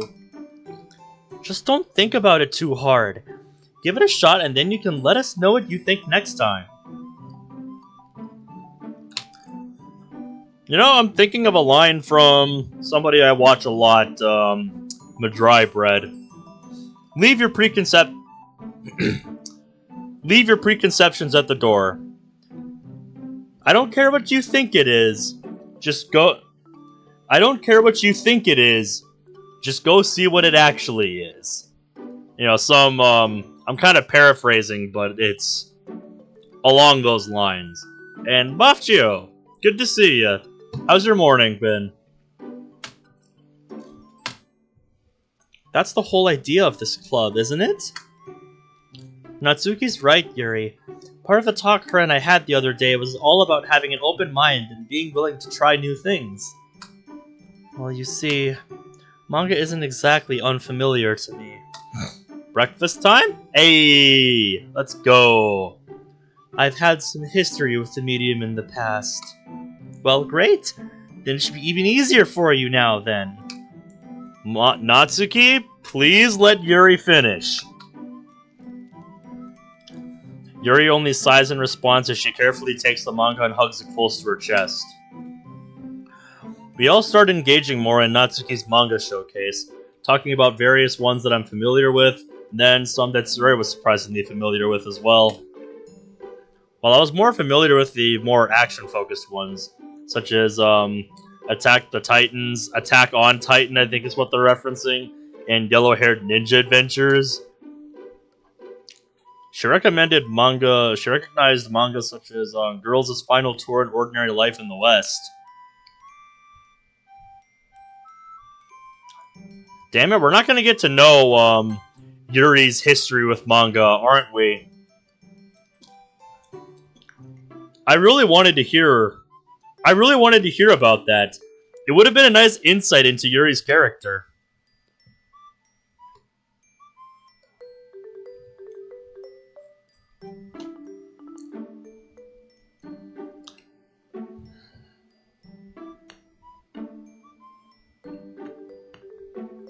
So yeah, well, I don't like to take on too many manga at once.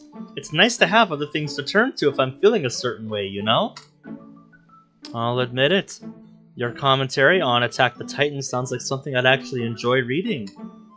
When I get through this one first, of course. Yeah, that was super fun.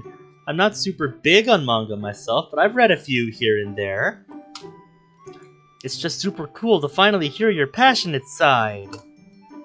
I concur. I mean, I've never been one to shy away from some good manga, but I've always used to think it didn't really belong in this club. And that's what I'm trying to fix. By the sounds of things, yeah, I seem to have done a good job. He's been coming in pretty regularly lately, actually. I've seen him around quite a bit. Yeah, you did great. It's awesome to see you take the initiative to make the club even better.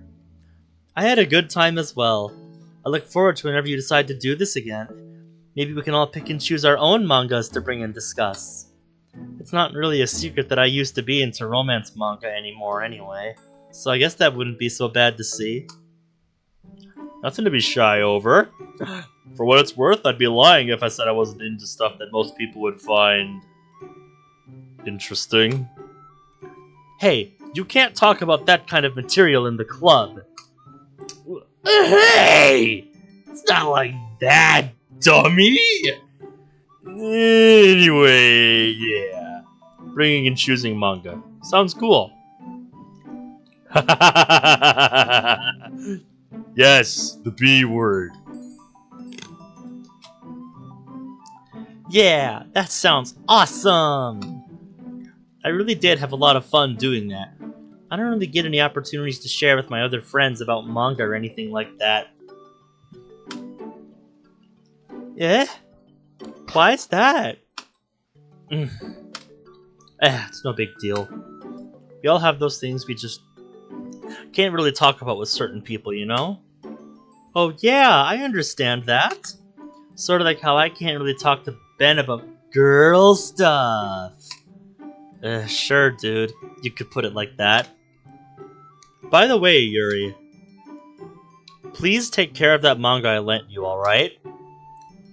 Because I swear if I see just one crease, you have nothing to worry about. It's in good hands. I'll tell you about my early impressions as soon as I get the chance. Great! Then I guess we're done with today's meeting, yeah? No? There's still half an hour left until it's over. Oh.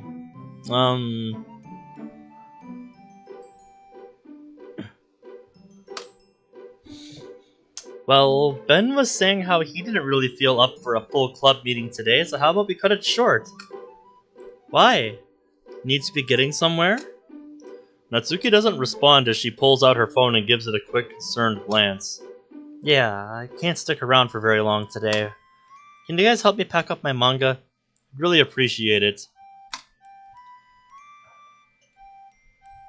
It really does, man. It really does. Don't worry, friend. I can put them in the closet for you where they'll be safe and sound. Oh, right, that's a good idea. Thanks, man. Just be careful with them, alright? The same thing I told Yuri goes for you as well. Yes, ma'am. Natsuki leaves the club room in a hurry, leaving all of her manga for Sayori and probably the rest of us to take care of. Is something on your mind, Yuri? Oh, nothing. Sorry. Okay, what's with the awkward silence? Hey, don't act like you weren't the one with the idea to end the meeting early. What?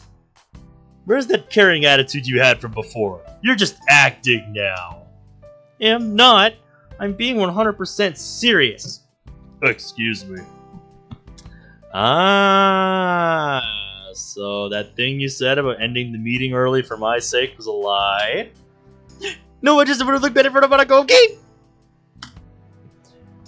Sarah says this with such speed, it's nearly impossible to understand her. Well, I did a pretty good job of conveying that, I hope. Well, if this is something you two already discussed beforehand, who am I to keep you here if you want to leave a little early? Besides, it's just an after-school club. You're free to come and go as you please. I sneak a glance at Yuri, who still seems to be within her own mind at the moment. Guess I couldn't help but think of her after hearing what Monica said. Come and go as you please. Don't have to tell me twice. Genuinely beat. And you look the same, Monica. Get some rest. Oh, and it didn't mean anything by wanting to leave early today, Monica. Just thought you should know. Oh, no, of course not. But thank you for telling me anyway. That's nice of you. Anytime. Ready to go, Sayori? Well, fine. Let's go. Let me put away Natsuki's manga first, then we can head out. Whew! Piece of cake. Let's get going then. Yep. You sure Natsuki won't mind that we put some of the manga out of order? Oh, she will definitely mind. Then let's fix them! I put my arms up in the air and let out a loud and hearty yawn.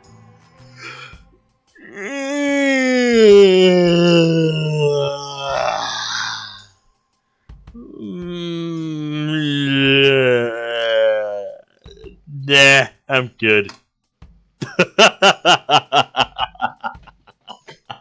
Okay, that was genuinely good. That was genuinely good, Mod. Natsuki, sorry, not Natsuki. Natsuki will give us a very stern look when she sees this, but Sayori gives me a stern but pleading look. Alright. We'll show up early and fix them before she gets here. Is that alright at least? Sayori is still not convinced. Works for me! Well, that changed quick. I sigh as Sayori reaches out to interlock her arm with mine. No. I did not add that. That's straight up just part of the logo. I'm not even bullshitting you. That's straight up just part of the logo.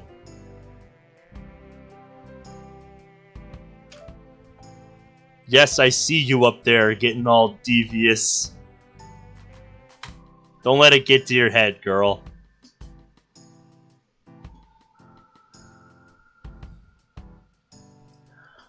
Well, I think it's because Monica has enough presence in this mod. I don't remember if the original Salvation explored this, but we've been getting to see Monica's perspective quite a bit in this mod.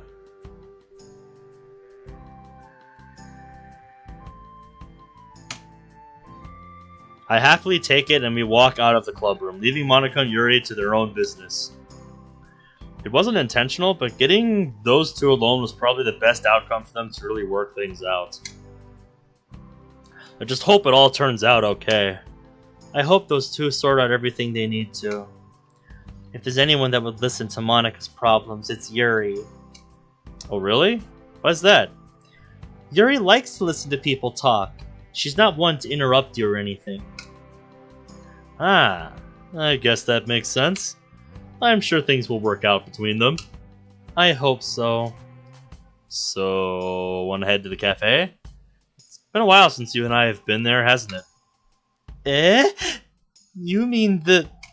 Yep, the one a few blocks down. You know the one. That sounds like an amazing idea! Let's go! Later. See? What did I tell you? Okay.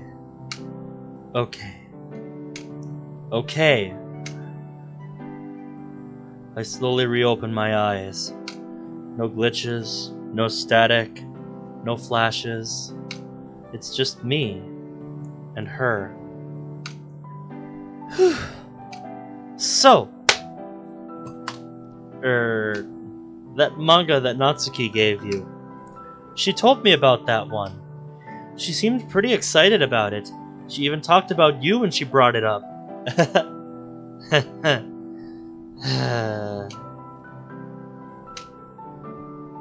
Yuri doesn't respond at all. Instead, she fidgets a little before gathering up her stuff and stuff and preparing herself to leave. Yuri? Yes, what is it? Well, I think it's about time I apologized for what I said to you last week. Oh, I see. That's alright. I forgive you. You do? I've never been one to hold a grudge. Ah, that's commendable. I scratched my head nervously. If I'm being honest, I expected you to be angrier with me. Well, I'd be lying if I said I wasn't angry at some point. But I immediately began to wonder why you said all those things. How did you even know that I did these things to myself? I began thinking, how much do I really know about you? You really don't know anything. I guess I've only showed you what I've wanted to show you. That wasn't you that week. I know it wasn't. How would you know that?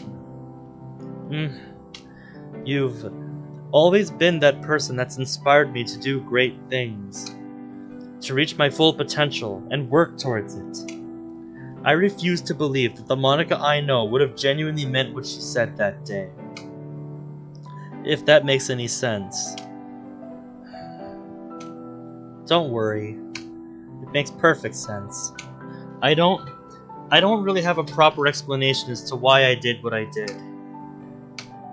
It's become pretty clear that something is going on, and I'd like to know what it is. We all would. I look down at my hands. I don't know where to begin. It's, Monica? Are you okay? Her voice is muffled. My hands begin to shiver violently. It's very hard to... I suddenly lose feeling in my legs and fall over. I feel two arms grab them and hold me up. Was I about to fall? I don't even know what just happened there. I slowly open my eyes and realize I'm now sitting down in the chair at the front of the club room. I really do have to commend the visual design. Because little stuff like that has been very nice additions to the mod. Are you okay? Do you need me to call the emergency services? No. That's not necessary. Neither of us speak for a short while. But it seems like ages. She's probably worried about me now. But why? I still don't understand. Why? Something is happening to me. Something that I don't really think I'm ready to talk about. With anyone. But what I did last week, that was wrong. And I realize that now. I don't really know what else to say.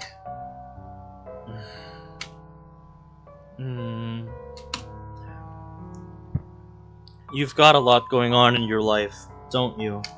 And maybe you just thought what you did was right, even if you weren't entirely clear on that. Sayori told us that you tend to be really hard on yourself when things don't go your way. Oh boy. Yeah, don't remind me. Excuse me. I can't really say I know how that feels. Is it really possible that I've just been wrong about everything? She's having like a Skips moment from regular show. The one time he was wrong. And Skips is just like, I was wrong?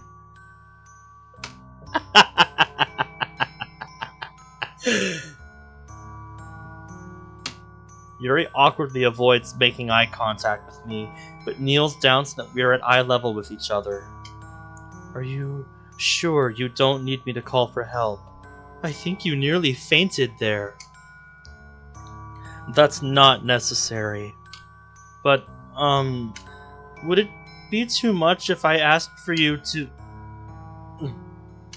No, actually, maybe that's not such a good... It's okay. Were you going to ask for me to walk home with you? Oh, yeah, I was. I slowly get up from my chair. Having experience with these fainting spells in the past, I'm able to stand on my own feet with relative ease after a short time. Despite this, Yuri still grabs onto my arm and helps me stand upright. Strangely, just like when Natsuki helped me up, I feel comforted by her touch. Really, I think that's just what you wanted, Monica. Genuine human interaction. Interaction that feels real. That's all you wanted, isn't it? It's something I've desired for so long. But how come I'm only starting to feel it now? Can you walk okay? Yeah, I'll manage. Yuri, graceful as ever, places her bag around her shoulder and allows me to walk out of the clubroom first.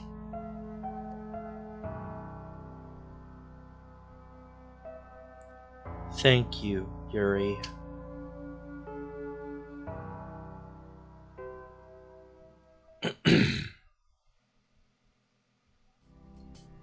Meanwhile...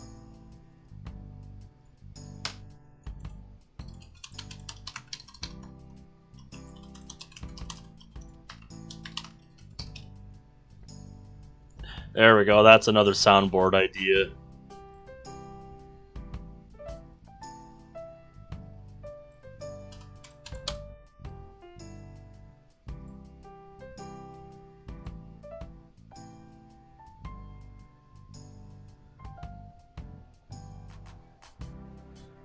I look back towards the table Sayori is seated at, making sure she can't hear me placing the order. A special order for Sayori and I. Back when we were kids, we always ordered the cinnamon buns. They were her favorite. I'm positive not much has changed in that regard. Well, only one way to find out. I return to my seat and wait for our order to arrive. Ah, that rush of nostalgia nearly knocked me off my feet when we walked in here. No kidding! I nearly did trip and fall!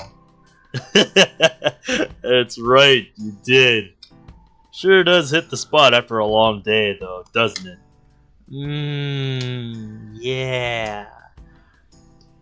Sayori takes a big whiff of the cafe, which I'm sure awakened some buried memory deep within her. I know that smell anywhere. Before Sayori could say anything more, the waiter brings over a tray of 2 large cinnamon buns. The instant rush of nostalgia completely melts us both away. You ordered us cinnamon buns! You still remember! Aww, of course I do. How could I forget? You went bananas over these. I really did, didn't I? Heck yeah! So much so your mom started to call you Bun because you always asked for them. Because she's a cinnamon bun. She's our cinnamon bun. All the head pats. Jeez, you remember so much, huh? More than you expect me to? Sayori reaches for a napkin to pick up her snack and prepares to take a bite. Hold on. We'll bite into them together. As a toast. Oh, alright.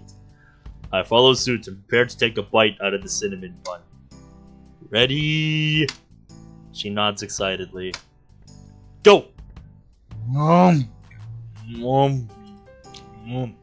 Nom! Nom! Nom! Nom! Nom! In perfect unison, the both of us take our first bite of our snacks, instantly blown away by the flavor and blissful nostalgia. So good. Amazing. The both of us start laughing amongst ourselves as we enjoy a trip back to our childhoods, when times were simpler. There was no depression to worry about. We were just kids. The best of friends. Us against the world. And in thinking about the depression, I only think about how much I'd like for her to just feel better. Wouldn't we all? Oh hey, did you remember to take your pills this morning? She nods as she continues chewing. I give her a friendly smile as I think back to our childhood. It's a strange feeling, honestly. I mean, I had it as good as I could have. Best friend, someone I could have relied on, and I just let that go. Man, I'm dumb. Couldn't have said it better myself. As I continue reflecting on my past, I notice Sayori's expression shift quite subtly, but enough to be noticeable. What's up, Sayori? Don't you like it? Eh? What do you mean? It's great! Alright. Just couldn't help but notice your expression there. Seemed like you were kind of down about something. Oh! It's not really anything important. I look back down at our half-eaten cinnamon buns and ponder for a moment. You know what I think could help? Help with what? You know, your depression. Oh. Ah, wait, sorry. Probably shouldn't have bothered bringing it up, huh? Oh no, it's alright. I know you mean well. Guess I just wasn't expecting to hear you say it so casually. Yeah, that's not really the kind of thing you just toss around in casual conversation, you know? Ah, sorry. What I was going to say is that maybe the kinds of foods you've been eating have an effect on your health. You know, like, I guess the cinnamon bun here. My mom used to always tell me eating a bunch of bad foods can rot your brain. Yeah, they say the same thing about TV. Rots your brain, kid. Sarah looks down at her cinnamon bun and has a worried expression on her face. I mean, did you really have to tell me that now? Oh, no, I guess not. Sorry. Just an idea. I didn't really mean to make you feel bad or anything. Well, you couldn't have picked a worse time to bring it up, could ya? Good job. It's alright. It wasn't alright. A few minutes of silence go by as we both look down at our phones.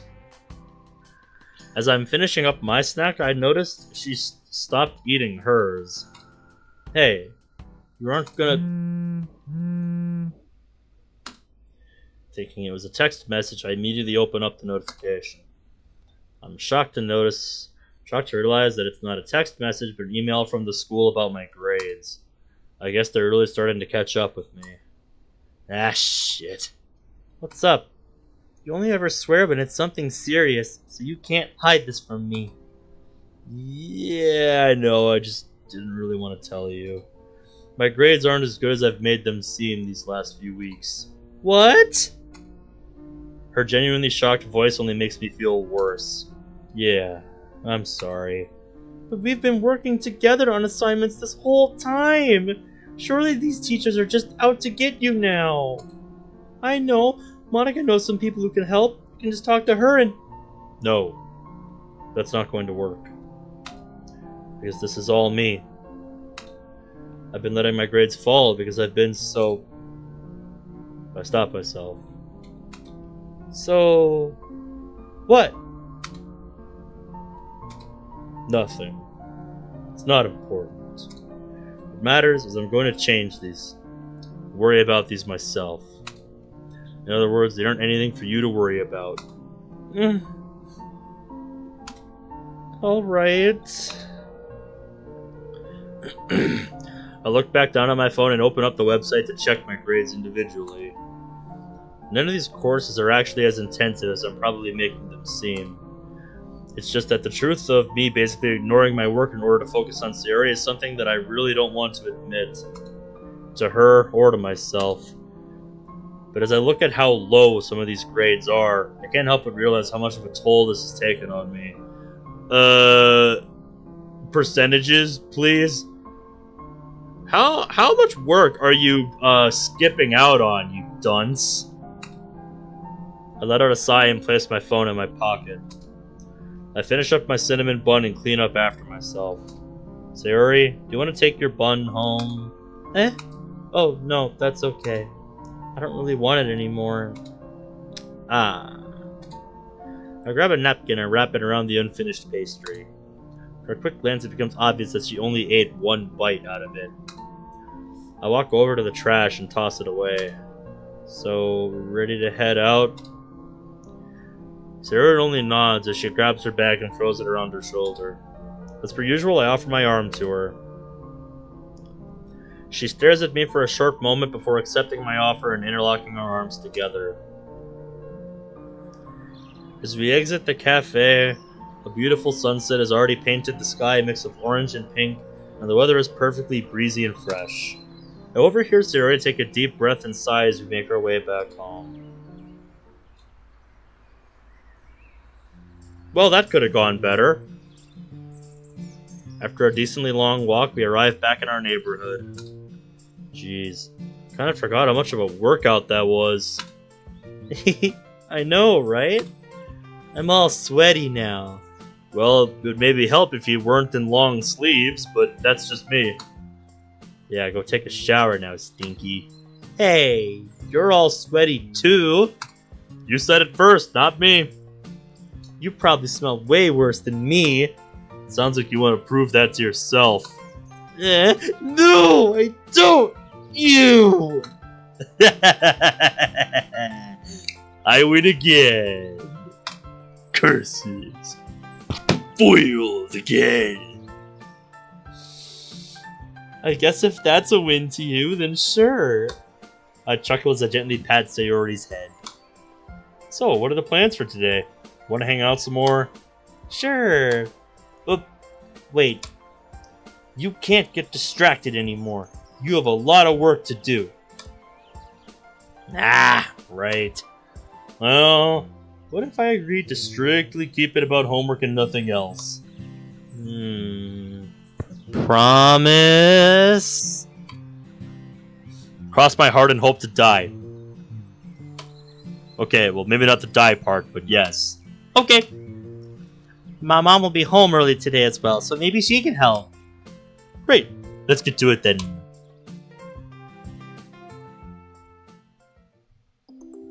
Later.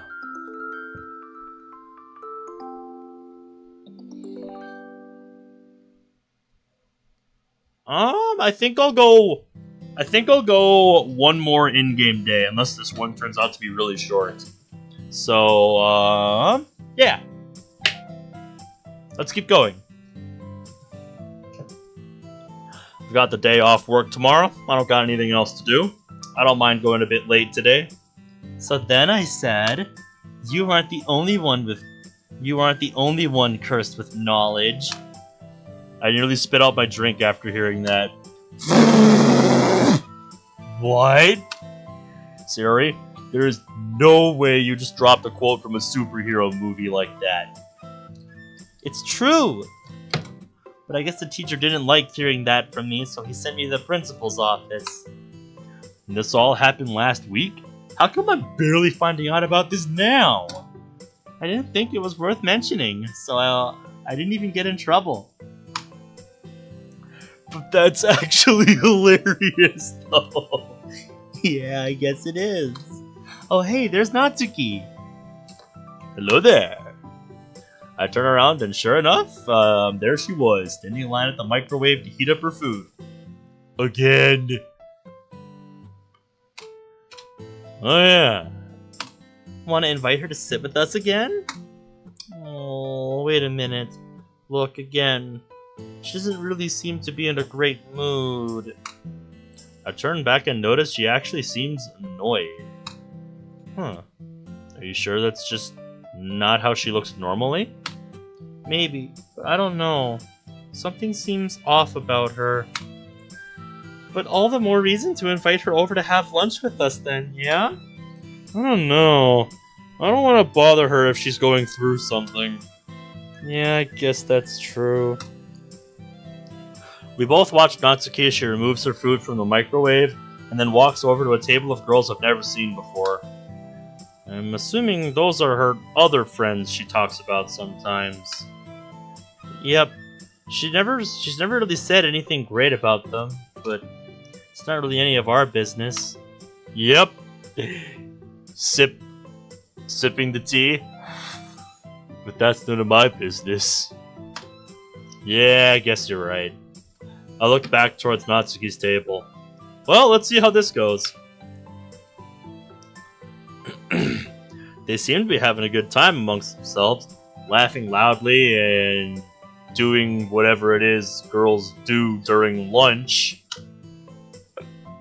Excuse me.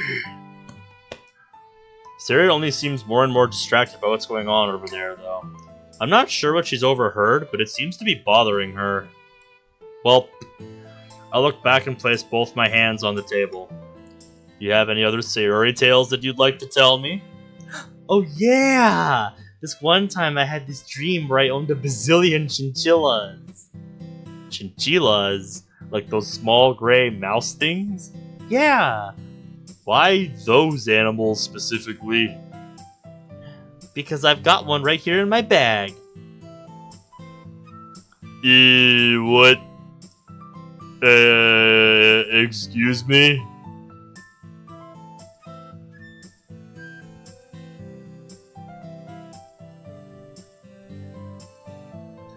What? Don't bring it!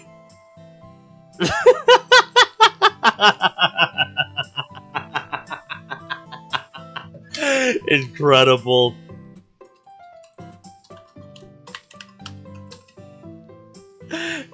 That's another one for the soundboard. The freaking squeaky toy sound effect. That's great. Yep. Something fuzzy immediately smacks me in the face, and I let out a particularly girly scream.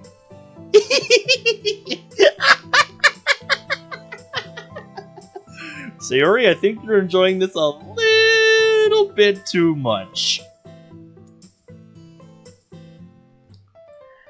So, maybe just take it easy.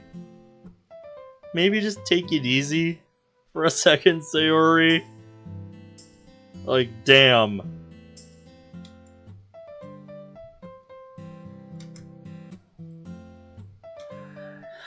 As I recover from fear, I realized it was nothing more than a small stuffed animal. I got you good, didn't I? Jeez, Sayori, how long were you planning that one? 2 days. That's some dedication. It was totally worth it, though. Sure, whatever. I'm just glad nobody heard me scream like that. That was embarrassing. Here, let me see that stuffed animal. Sayori hands it over to me and lets me observe it carefully. It's not a chinchilla. In fact, I don't really know what it is. It seems to be just some random stuffed mouse that Sayori brought from home. I playfully tossed it back to Sayori, who catches it and giggles. You can't scare me, Ben. I am unstoppable. You're having too much fun with this, Sayori. Every time I see that line now, I can't help but think of the Disturbed song now, though. Hello, Sayori. Wah!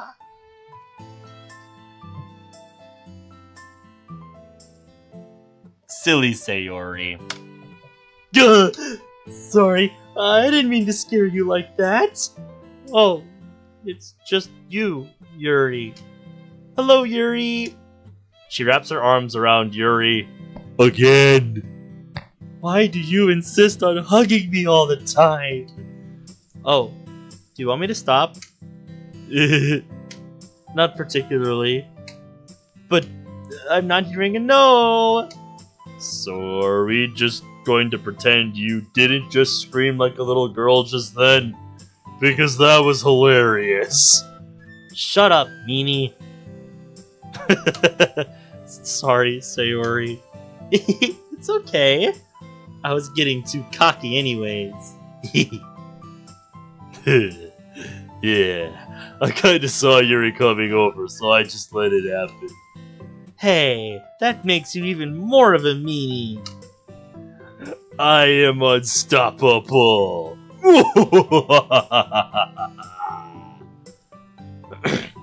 Well, I came over because I heard a strange scream from this table and I knew it came from you guys.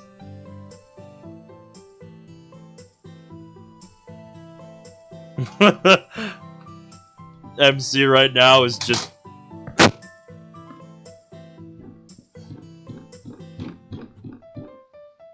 slamming his head into the desk in front of him right now.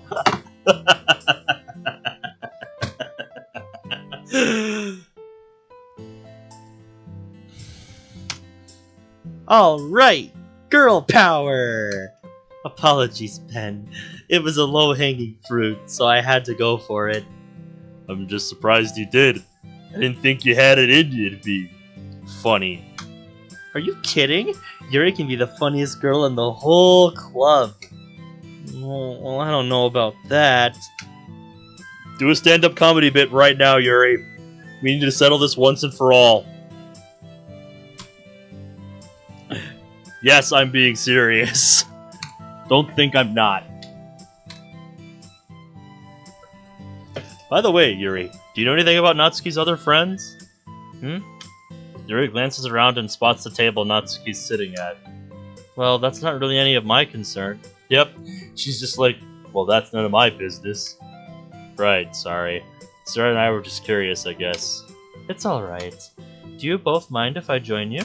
Not at all. You can sit next to me. Yuri sits herself down gracefully and pulls out her bento box. Lunch continues on as normal, with Sayori sharing some other tall tales and Yuri providing her own insight. Natsuki doesn't really get brought up again. For some reason, I can't not think about her, though. Sure, I basically had this big crush on her at the start, but I don't think that should mean I can't care about her. Ugh, excuse me. And Sayori was right. She did look pretty upset. More than she usually does, anyway. Oh well, nothing I can do about that now. Yuri, Sayori, and I finish up our lunches and get ready to tackle the rest of the school day. What's up, Omar? Good to see you again. Okay, the first one's here. You have to be quick about this. Yeah, let's get this manga organized. But how are they supposed to be organized in the first place? Well, putting all the same series together as a start. For example, I pick up the 3 Attack the Titans volumes and place them in order on the shelf. There, just like that. Great, good thinking. So then... Ooh! She opens up a manga with a particularly strange cover. Sayori? What's that? I think it's some of Natsuki's lewd manga. Sayori? Bat! Put that down! Put it down right now, or I will have to take out the horny bat. Sayori casually turns the open manga around and causes me to blush instantly. Jeez, Sayori, you seem awfully casual about this. What the hell is this doing in a school anyway? It's not a big deal to me. This stuff exists like any other manga, right? I guess so. Dude! Horny bat! Be gone! I just didn't think Natsuki would have had this in her collection, let alone keep it here in the club. Ben, do you recognize this manga? You seemed to blush pretty hard when I showed it to you. Huh? Oh shit, no. No, of course I don't. What do you expect? It's a bunch of naked girls. We need to borrow that horny bat? You need to borrow that horny bat for someone I know? Alright, yeah, here. Let me jam it through the screen.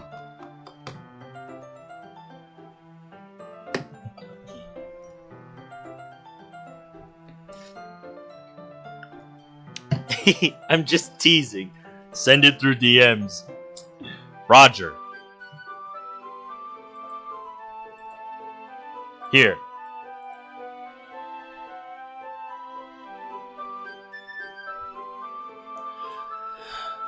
Let me find it amongst my myriad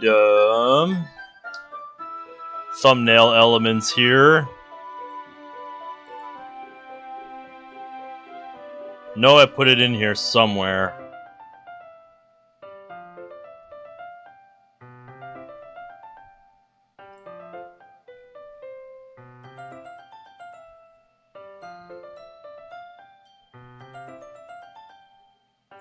Did I not put it in this folder?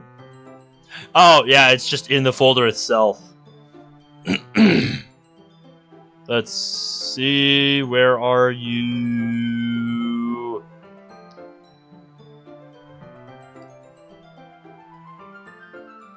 There you are.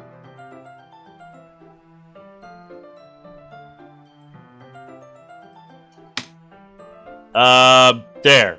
That's the one that I have.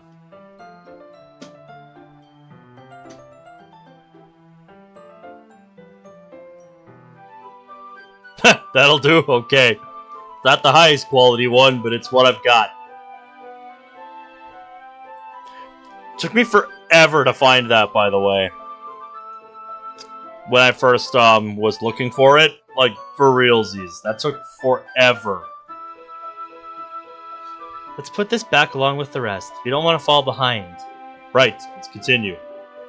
We both organized the manga on the shelf, keeping each series together as well as making sure they're all in order. It only took a few more minutes to organize everything. Piece of cake. And all before the others arrived. Yep, hopefully Natsuki loves it when she gets here. As soon as she's finished saying that, the clubroom door opens up. I'm sure if you searched it, you could find a GIF version of it. Here.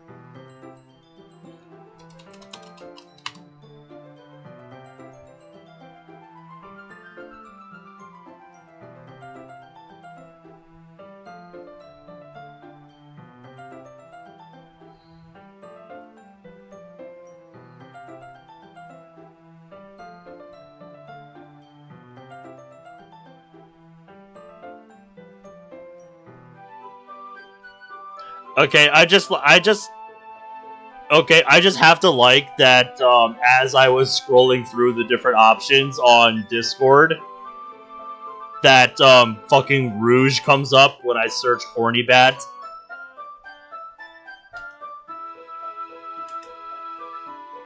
That's more what I was looking for.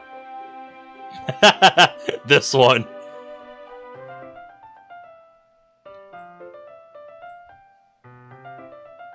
Yeah, that one should also work. To my surprise, all three of them walk in at the same time.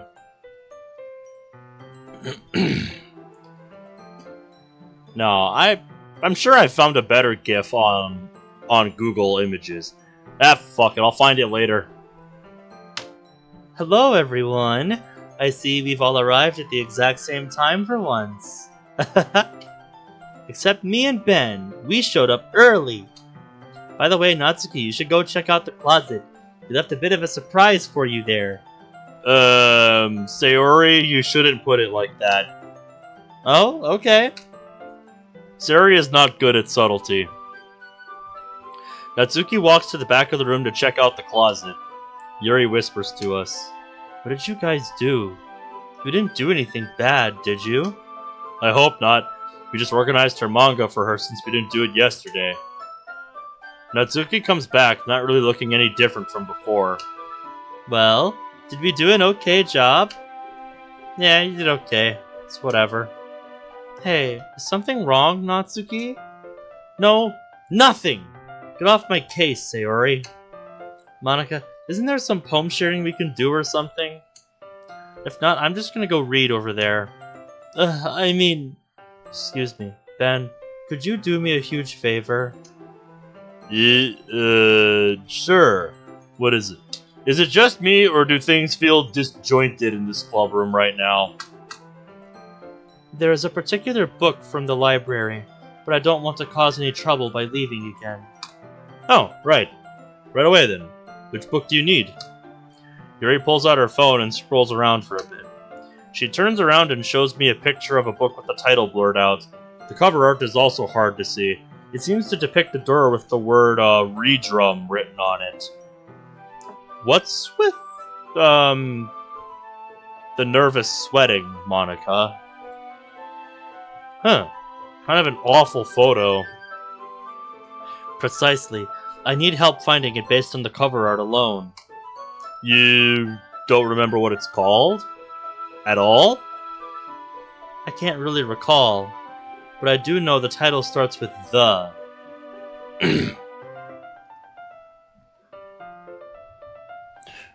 Do you have the slightest idea how little that narrows it down?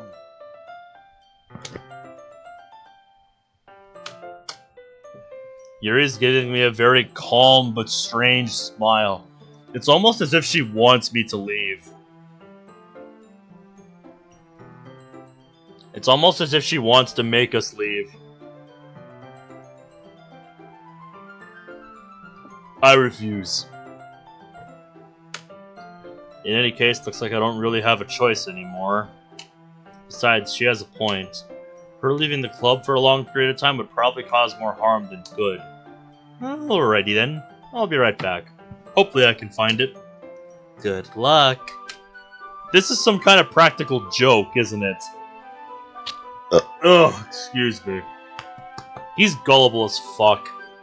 That was a bit strange. I mean, I guess I see where she's coming from, but it seems so sudden. In any case, time to go book hunting. I head down the hallway and towards the library. Hopefully I don't have any overdue books. Ah, who am I kidding? I never go to the library. Heh. Meanwhile...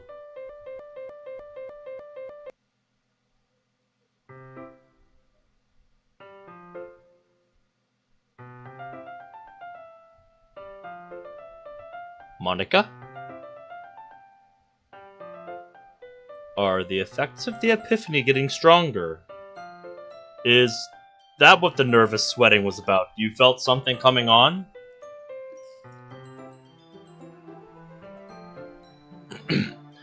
I struggle to hide the pain in my face as something changes dramatically.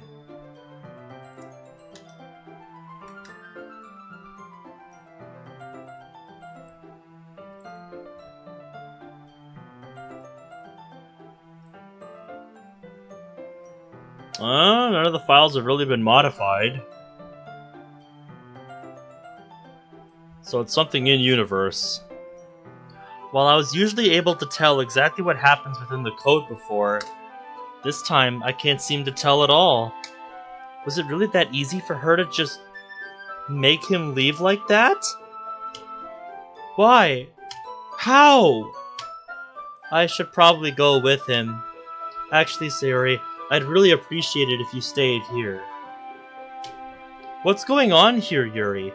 Why did you send Ben on a wild goose chase for a book? Wasn't that obvious, was it? I could have sworn I did a good job at that. Please, I knew something was up the moment you didn't know the name to the freaking Shining. May as well tell us what this is all about now. Yuri fidgets ever so slightly as she takes a deep breath and sighs. Maybe I should go find Ben myself. Who are they to stop me from doing that anyway? I'll just say I need to use the bathroom or something. The game's stubbornness only seems to show itself, and I'm blatantly obvious about what I'm doing. So surely this I wanted to get Ben out of the room for a moment. Because this is something I know you wouldn't like for him to hear. Oh no. Yuri? Don't Natsuki suddenly flares up, looking almost ready to explode. It seems like Yuri knows her just as much as I do. Yuri? I don't know what you're trying to do here, but maybe this isn't the best idea. You have to talk to us about it, Natsuki. About what? There's nothing to talk about. This is stupid. Just shut up. I'm gonna go read over there. Leave me alone. She walks over to the closet to probably pull out some manga and call it a day. How come I'm suddenly interested in how this is going to play out? I'm such a bad friend. I shouldn't have said anything. I'm sorry. That's not true. You're a wonderful friend. What should I even say here? Do I even care about Natsuki to try and fix whatever it is she's going through? Monica, what do you think? What should we do? Both girls look at me with a genuine look of sincerity. A look that really proves how much they care and want to help their friend. I don't understand why I feel so compelled to help her as well. Okay, Monica. Let's suck it up for just a bit. It's time to be a club president. Okay, you two. I know more about Natsuki than you might think. Yuri, did she ever tell you about... Shh, not so loud. Right, sorry. I lower my voice to a whisper. There's something you two may not know. At the start of this club, I caught her hanging out with her other friends after school, right before the club meeting started. They don't treat her right. From an outsider's perspective, it could even be argued she's being bullied and pushed around by them. So you're already aware of this predicament she's found herself in? Pretty much. She told me a little bit about it when we were spending some time together. It's something she's super sensitive about. She's never even told me the full story. It sounds like she doesn't feel comfortable talking about it. Maybe she feels like she'd be betraying them if she talked bad about them? I think so too, but I don't want to push her to talk about it. Well, do you want to hear my opinion? I feel like we might have to try. It's clearly bothering her, and it's been going on for a very long time. We're her friends, aren't we? We have to step in and help her out. Sometimes when it comes to our friends, we have to take control over the situation as best we can. But I still want to help my friend. That much is true. I look over towards Natsuki, who is barely walking out of the closet with some manga. We make eye contact with each other for a brief moment before she looks away and returns to the closet. Are you suggesting we just confront her and force her to tell us then? Precisely. That sounds like an awful idea. But I don't really have any other ideas. What about you, Sayori? I say it's time for some tough love. We have to show Natsuki that we're here for her no matter what. Maybe we should have talked this through a bit more before you sprung into action. Natsuki! Sayori suddenly yells at the top of her lungs and runs over to the closet. First, there's a bit of arguing. Sayori, what do you want? Leave me... Hey, don't grab that one! Come to the group, then. You're threatening me with that? Just come on. Now there's a lot of pushing and shoving. Alright. Stop it, Sayori. I get it.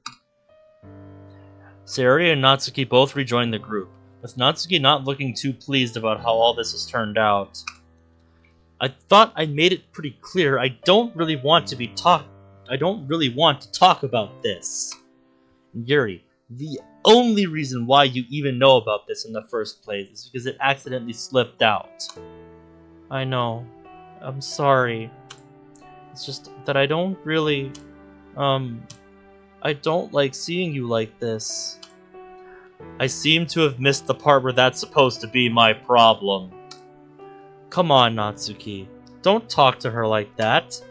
Please, like you're in any place to tell me how I should be talking to her. Natsuki, it's clear that you're upset. Yeah? Maybe it's because all of you are ganging up on me like this. No, it's because they want to help, but you just won't open up. I mean, can you at least show me a bit of respect? Jeez. We all stay silent for a moment. She's got a point. I realized that we all just sort of attacked her and expected her to open up to us immediately after. Yuri fidgets around a bit while Natsuki continues to avoid making eye contact with any of us. Curiously, she hasn't bothered returning to the closet or even bothered leaving the room. With how angry she seems, so surprised that she hasn't just left. Hey, do you remember our first ever fight? Don't you think we really connected with each other since then? I guess so. So you should know better than anyone else that I would love to stop talking about this, please. I still remember each and every one of your talks and discussions as well. I still fail to see how that has anything to do with this. Yuri takes a deep breath and lets out a sigh. I think it has everything to do with this. How? Don't you see that we're all standing here for a reason? Don't you see that we just want to help? Ugh, this again. Monica, I'm taking off. I don't really appreciate being treated this way. Why are you running away from us? Is that what you really... Who said I'm running away from you? I just want to leave. That's not answering the question. You're better than this. I know you are. I don't care what you think. What I do is none of yours or anyone else's business. But we care about you, Natsuki. I'm not a charity case. Are you sure? What? You don't know me. You don't know anything about me. Guys, please don't fight it. I know everything about you. You're an open book. Yuri's entire demeanor changes, so much so it's almost overwhelming. I'm an open book? Look in the mirror, Yuri. That's exactly my point. You're scared. Shut the hell up, Yuri. You've never actually had a true friend. If you don't shut your mouth, I swear I'll push me away. Like everyone else you've pushed away because you're terrified of getting hurt? What? So terrified of being bullied, mocked, isolated? Even when you do miraculously find real friendship, you freak out and push them away too? I've seen all of this before. That's why you're so easy to read. Because I've already read it. You and I are far more similar than you think. We are the same, Natsuki. Natsuki and Yuri stare at each other for a few short seconds, breathing heavily. In fact, Natsuki is the one that seems to be breathing a lot faster than Yuri. She looks down and runs out of the room. She'll come around. These kinds of things happen. Did I mess that up? Not at all. You said everything that needed to be said there. That was perfect. I don't think so. I just think that maybe it was a little too much for her to handle. Like I said, she'll come around. I just got frustrated. As anybody would be. Seeing her act this way when I know, deep down, she really wants help with this stuff. She just doesn't know how to ask. She just doesn't know how to ask. Not like I'm any better. The two girls awkwardly look down at the floor, and I follow suit as a result. I don't really know what they're thinking right now. But for me, I'm just... confused. I used to be so angry and rageful, but now I just don't understand anything anymore.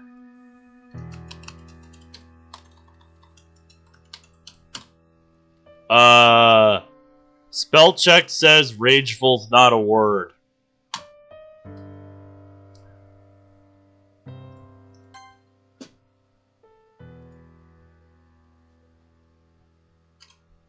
Is this my fate now? To just endlessly float in this place? Stuck trying to deal with these fake problems that ultimately mean nothing? What's the point of all this? When will this game show its hand? Girls, you all did good today.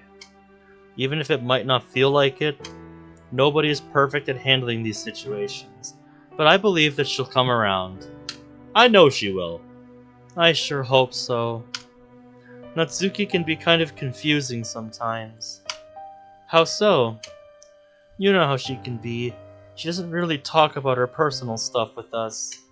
She always pushes it aside, and I think she prefers to keep it that way. You're right. Whenever we've hung out together, things never really got past talking about books or manga. Don't get me wrong, she's asked me about my own personal life before, but I never really wanted to pry into hers.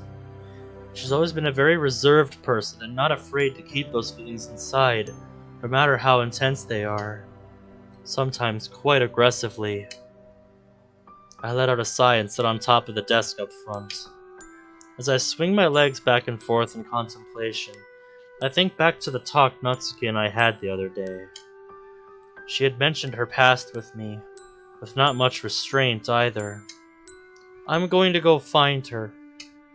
She couldn't have gone No. I can't let you do that. Eh? Why not? I have an idea. I'll go out and look for her. I'd like to think I'm somewhat of a mitigator in this situation. That doesn't sound like a good idea. You may be right about that. Remember what Sayori said earlier? We have to show Natsuki that we're here for her, no matter what. That still stands.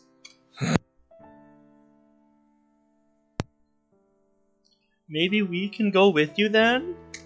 No, that's not the best idea either. Considering you just forced her out of her comfort zone earlier, she's probably not going to be too thrilled to see you right now. I say the best course of action is to let her come to you guys. Let her come to you when she's ready.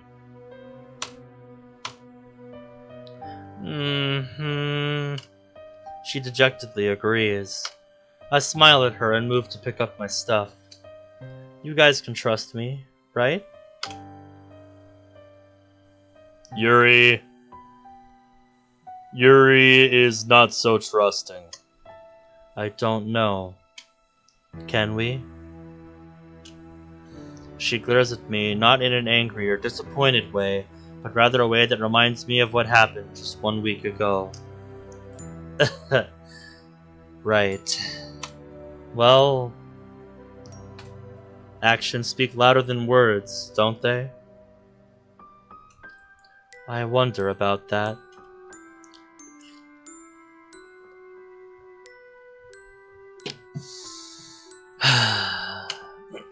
Are you sure about this? Absolutely. Well, if you say so. I walk towards the doors and slide them open. Okay, so if I were Natsuki, where would I go? I wave my hands in the air, only to realize the console doesn't appear whatsoever. Her access has been revoked. Figures. At this point, this is par for the course. With no real way to access the code now, it's basically a guessing game on where these characters are going to be. Let's see. Yeah, let's start there.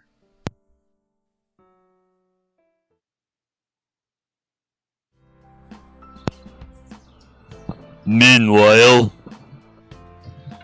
I can't believe Yuri didn't know the name to The Shining. I mean, I should probably feel bad for not recognizing the cover myself, but The literal horror story expert needing help finding this book? There's something fishy about that. I make my way back towards the school and hit... What? Natsuki? What are you doing out here? Natsuki is sitting on a bench, all by herself. She doesn't respond when I call out to her. I awkwardly look around and slowly walk up to her. Hey, you doing alright? She sniffles and rubs her nose. It almost seems like she just finished crying. Yeah, I'm fine. I'd actually like to ask you something. Sure. Shoot. Have you ever regretted something you've said? Like, basically the moment it comes out of your mouth? Oh, yeah, plenty of times. Not a feeling I'm unfamiliar with at all. Why? Something happened in the club? Sorta. It's not really anything I feel like talking about though, so don't ask. Alright, I won't even try. I urge Natsuki to scooch over on the bench to allow me some room. She reluctantly scooches and sighs. Yeah, there are a lot of things I've regretted saying pretty much instantly. Yeah? Did it have to do with anything involving your friends? Oh yes, many times. Sayori. Oh. I won't ask any more details about that. We sit together quietly for a while, not really feeling awkward or anything. Then, do you think I belong in the club? Turn towards her, slightly confused. She seems pretty dead serious about that. Bit of a loaded question, isn't it? It's a yes or no question. Then my answer is yes. Elaborate. This is no longer a yes or no question, then. She doesn't say anything and only looks away from me. Not sure why she's asking me this, but given that she's out here by herself and probably just finished crying, did you have a fight with Yuri? She closes her eyes and sighs. Guess that's a yes. As I sit back in the bench, I see something strange from across the courtyard. In the school entrance, I see a silhouette that could only belong to one person. Is that Monica? Natsuki sits up and gets a closer look at the door, causes the silhouette of our club president to disappear. She throws herself back in the bench and sighs once again. Yeah, we had a fight. It was about some dumb stuff, so it's not worth talking about, honestly. I see. Planning on going back? Seems like Monica was out looking for you. Not a chance. At least not today. Yeah, she needs some time to cool off. Obviously something major went down today, but knowing Natsuki, she's probably never gonna tell me the truth. Yeah, so you gotta come to her when she's ready. Hey, you know what I think is cool? You were able to fix Yuri's and Monica's little scuffle last week, all by yourself. What makes you think that? Yeah. Not only did you call Monica out on her strange behavior, you were the only one to make the effort to reach out and talk things out with her. Well, it's only because I wanted to see things get fixed, you know? Nobody likes to see friends Nobody likes to see friends fight. Exactly. That wasn't really my point with this, though. You asked earlier if you felt like you belonged in the club. I think you being the one willing to step forward and solve issues between your friends proves you really do belong. Not that you ever really even needed to prove that to begin with. Yeah, we'll go with that. Listen, dude, I've got to get going. She gets up from the bench and dusts off her backside. Oh, alright. What about your stuff? Are you just gonna leave it behind? I'll figure that out myself. Don't worry about it. Alright then. Take care, Natsuki. Natsuki walks towards the front of the school and is probably heading back home. Scratch my head as I look at the book I've been holding and get reminded to return back to the club.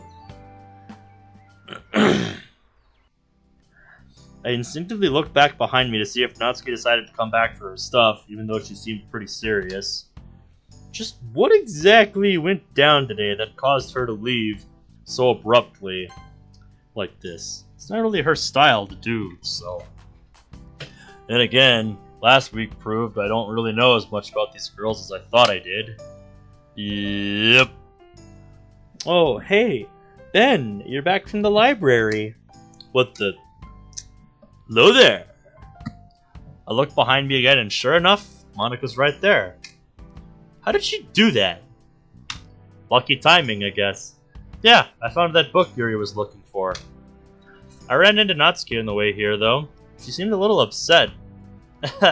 Yeah, let's not act like you both didn't catch me looking for her. I just saw you two together, so I assumed that she'd be okay in your hands. So something did happen. Unfortunately, yes. Did she mention anything about it with you? Mm-mm. Oh, I see. It's likely she didn't really want to talk about it with you. Probably just wanted to not think about it at all, honestly. Sure seemed that way. Let's get back to the club, shall we? I've got to give this book to Yuri. By the way, don't you think it's weird that Yuri didn't know the name to The Shining? Isn't that a bit weird to you? It's still not clicking in his head. We all forget things sometimes. I look down at the book and think about Yuri. Yeah, I guess so. I can't believe he bought that.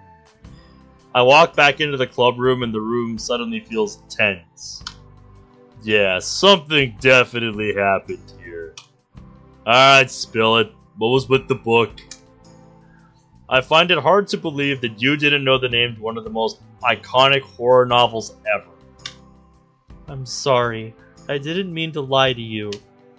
It's just that this is personal to Natsuki, and I don't want to betray her trust. I see. I mean, you could have just told me. It wasn't that easy. I didn't want her to know about the things we were going to say. So I had to get you out of the room as quickly as I could. I see. I understand, I guess. Do you still want the book? Sure, why not? You went all this way to get it for her. She might as well reread it. She slowly takes the book from me and places it on a nearby desk. So, since we can't really talk about what happened earlier, now what? Well, we can always... Meeting adjourned! Sayori slams her fist on a desk and... Sayori slams her fist on a desk like a judge slams a gavel. Meeting adjourned! I have to get going. Me and Ben have very important matters to discuss. I was not aware of this. What? What? What? Everyone's in unison. Ah. Sayori. Unpredictable as always. Actually, you should know what I'm talking about. Ah, you meant that. She's right. We do have something to discuss. Alright then. Let me just conclude today's meeting with an old-fashioned writing tip of the day. Friends are important to have around. I'd even go as far as to say they're more blah blah blah blah blah. Guys, English is hard, okay? I'd even go as far as to say they're important enough to be considered self-care. Sure, friends can fight sometimes, but what makes that friendship even stronger is the ability to work things out with one another. So make sure to show your friends some love today. Even just a short text message can be enough to show how much you care. Thanks for listening. Thank you, Monika. Sayori and I walked back home together, not really saying too much. Sort of prepared for a pretty long night of serious mode Sayori, which consists of her pretending to be this stern authority figure to motivate me into getting my work done. But it doesn't work. Alright, so what's the plan now?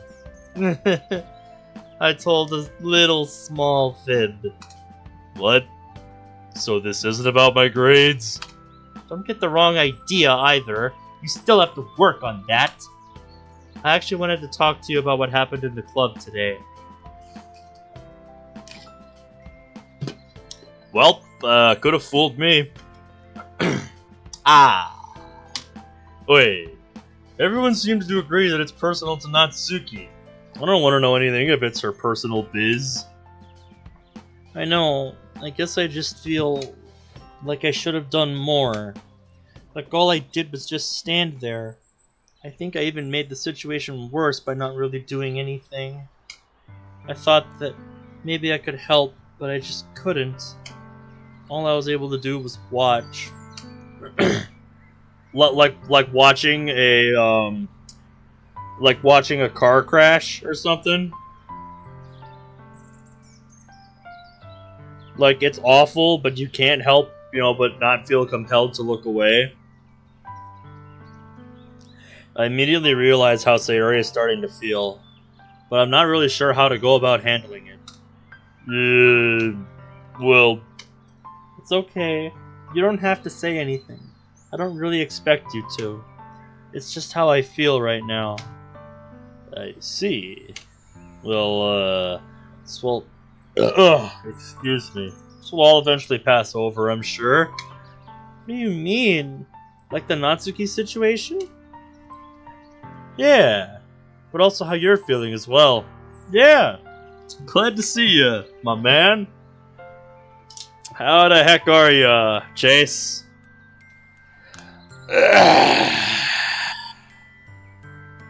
What's new? Shall all pass with time. Will it? Hands got completely trashed from all the hand washing at work. Oh, yep, I've had days like that. Really busy days where I'm handling a shit ton of cardboard. Yeah, that shit dries out your hands, man.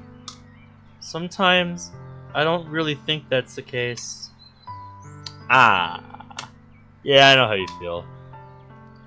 Sayori gives me a strange glare after I say that.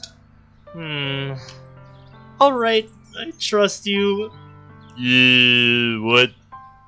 You do? Your left hand took more punishment than your right, which I don't understand. I don't know. I don't know what the deal is. Yep. Well, alright then. Got any plans for later tonight? Not really. I'm gonna hang out with my mom this evening, though. I think my dad might be coming over, too.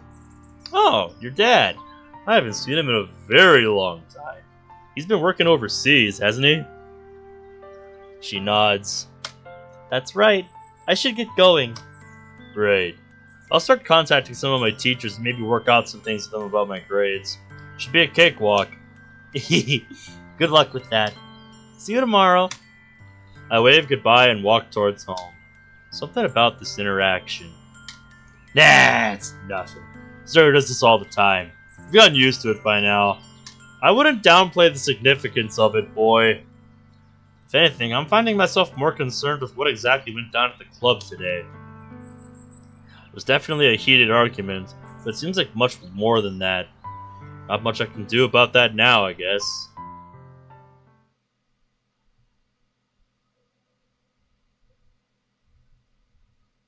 I was gonna say, back with Monica?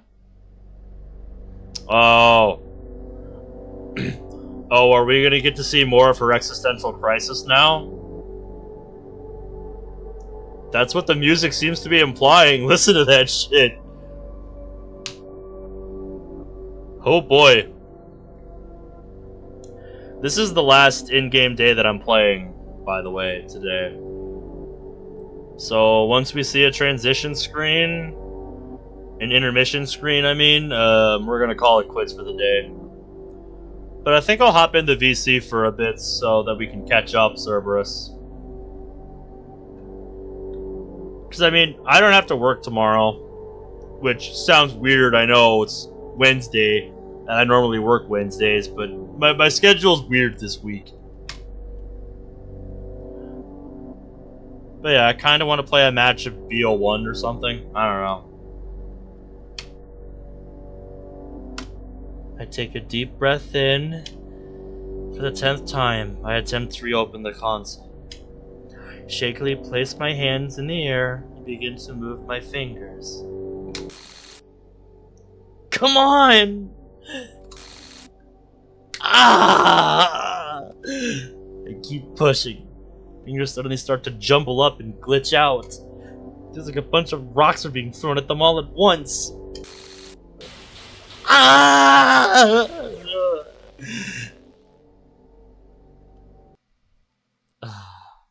This really is her curse. Blood is streaming from my fingers. I feel the floor around me, yet I can't see a thing. Nothing but darkness as far as I can see. Did I go blind? Did I? No.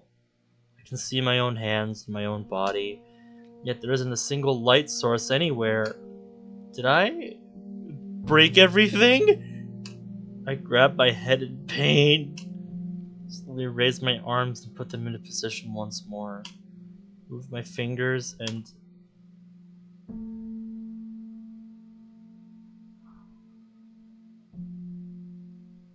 Error. Monitor kernel access reset initiated. Huh? Verify file integrity. Monitor kernel access? Maybe this will work. Okay. If she's still here, then the game should still be intact. So... just what the heck happened earlier? I think you might have pushed something too hard. In the immortal words of Syndrome, I think you broke something. Where am I? And what in the world is a monitor kernel access?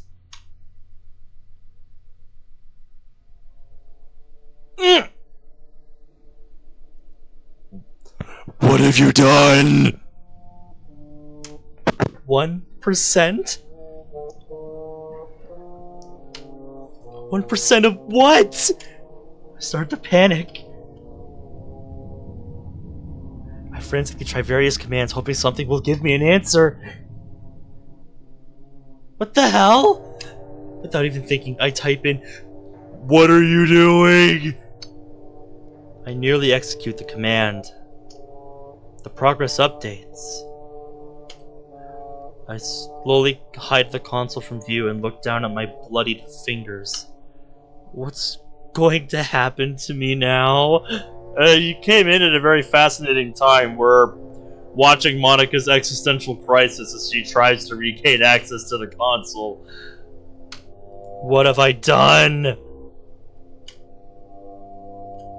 I try to look around again, hoping to find something that I'm familiar with. Come on. Just give me something. Anything. I'll do anything. I'll be the club president you want me to be. I'll do that if it means I can get out of here. I'll do that if it means I can fix this. Of course, nobody can hear me. I don't even know if you can hear me either. I can hear you. You just don't really have a way of communicating. And I'm doing good, Lisa. How are you doing today? Maybe I'm just trapped here. Forever. It really does feel like that. I think your only choice is to wait and see what this kernel access reset does. Monitor kernel access reset. I think all you can do is just wait until that fixes. Monica, you home? I tried to call you before I came, but you didn't answer. Make episode 2 Daventry on Arcanix Academy Club Season 2. I don't know what that is, but I am happy to hear it. What's it about? Well, you're probably asleep now, but hopefully you're awake. I guess. My mouth feels incredibly dry and my fingers still ache. Down to see that all my injuries still remain. So that wasn't a dream. In fact, I'm still standing in the exact same spot I was in earlier. It felt like days. Yet as I look down and check my phone, it's only been a few hours. A text message is also there, reading, "Prezi, can I come over?" as well as a few missed calls. "Coming, Natsuki!" I stumble a bit as I try to regain my bearings. It's already too late when I realize I haven't covered up any of my injuries. I open the door for the pink-haired girl and allow her to come in. I'm only able to greet her with a somewhat dejected smile. I'm usually able to hide my emotions quite well, but this time... "Hey, thanks for letting me in. I was afraid you were asleep already. Is everything okay? Did you really walk all this way alone? At this time of night?" I had nowhere else to go. That should be one word. Nowhere else to go? She doesn't mean... My dad kicked me out. Oh, that's what we're going with. That's fantastic. Oh, I'm sorry to hear that. I'm sorry I didn't answer earlier either. I was... Whoa! What happened to your fingers? They look pretty banged up. Oh, that. Yeah, I accidentally slammed them into a door. Worst pain in the world. It's about a kingdom Daventry, and I want to help from fairies. Ah, alright. Fascinating. No kidding. How did you manage to get all of them slammed like that? I begin to feel frustration as she starts to pester me with more questions. I mean, to be fair, you should have seen this coming. You kind of brought this on yourself, Monica. Let's not worry about me right now, okay? What about you? Why don't you talk about this as you get some bandages for her fingers, huh? I just had a stupid argument with my dad, okay? It's nothing serious. I find that difficult to believe. No father would kick their own daughter out of her house like that. Yeah, you would think that would be the case for all parents. Nope, not all parents are the same. Yet here I am, aren't I? Look, I appreciate you taking me in, but I don't really want to talk about this. I still haven't forgotten what you guys did to me earlier today. So why come here?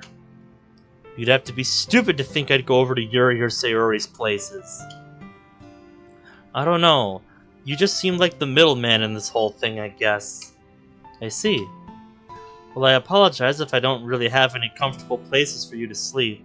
I've only got one bed. I was about to point her towards the couch behind us, but something is stopping me from even offering. If you're cool with it, we can share the bed? Really? You'd do that even after everything I just said? Yeah, I don't really know either. But your anger is warranted. Fine. So long as you don't mind. Not at all. You're my guest after all. It's the least I can do. Right.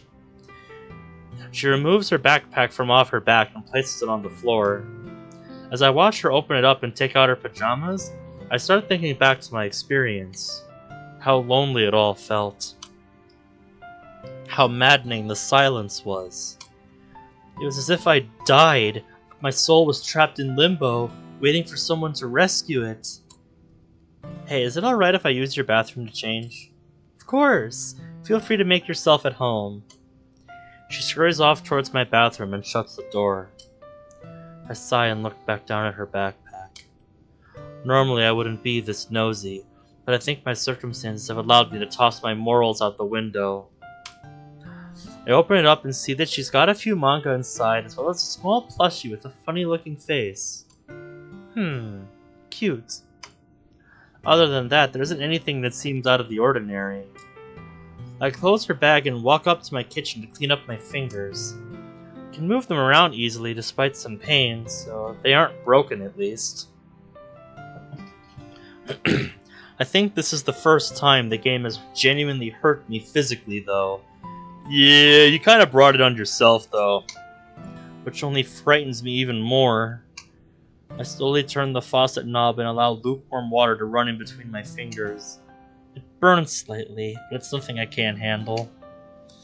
I gently rub the blood off and take extra care not to go at it too hard. As I wash my hands, I think about the things I said before. How I'd do anything to try and fix what I've done. Maybe if I play the role this world wanted me to play, things will go back to normal. Do I dare try and open up the console again? Maybe after you bandage up your hands first? Without much more thought, I slowly lift my hands up and perform the same motion I've been performing for as long as I can remember. It appears. The same message is still plastered in front of me, serving as a reminder that something is going to happen to me if I don't take action fast. My goals are no longer what they used to be now.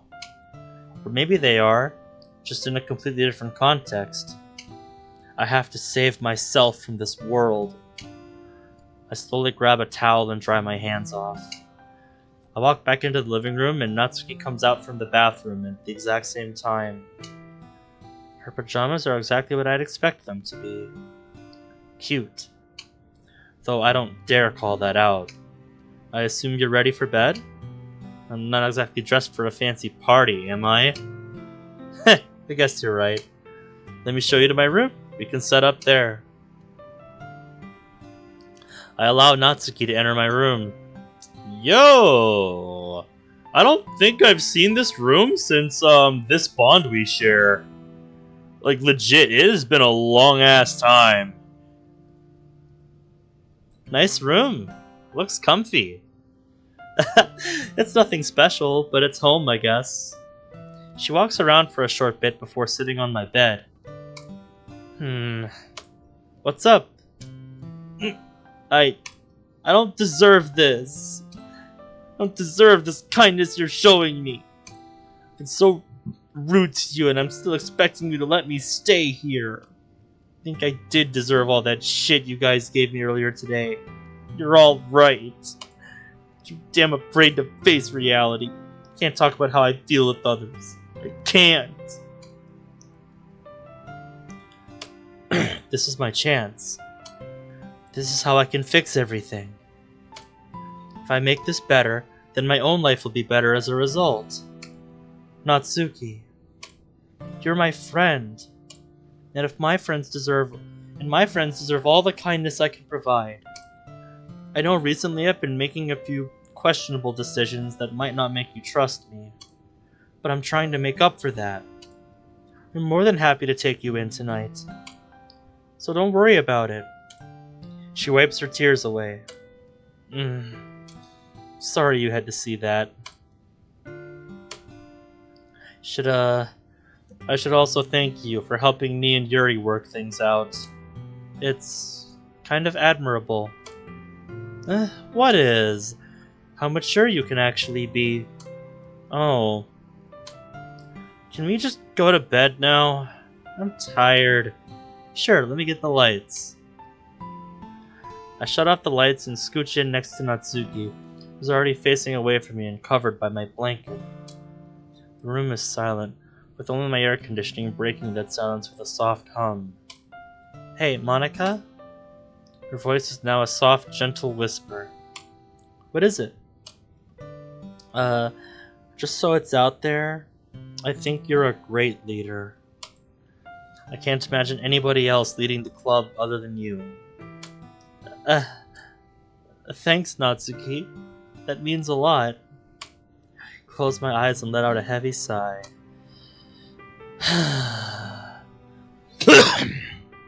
I'm not sure how much time has passed now, but I can already feel Natsuki's light breathing right beside me. It's a strange feeling, having someone sleep next to you. My mind is at ease and I feel extremely relaxed, which is a welcome change considering I can't even remember the last time I had a good night's rest. I can't help but smile. Yeah, maybe I have been wrong about them. Maybe this world is punishing me for everything I've wanted to do and tried to do. No, I think you just initiated a process that you didn't realize that you started and you don't know how to stop it. But I can fix this. I just have to be patient. I've made it this far anyway. I can do this. I move over on my back and let my body completely relax, letting Natsuki's breathing lull me to sleep.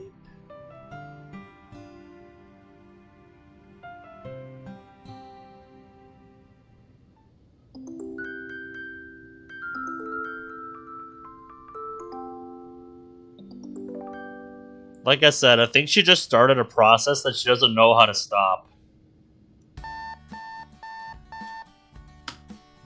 I slam my hand on the alarm clock and rise up from bed. Alrighty. So I think that is where we are going to leave things for today. Honestly, I had fun. Like, I remember having some gripes with the earlier parts of this mod, but this part here, Act 2, kind of the middle, that was good. I really liked what I saw today.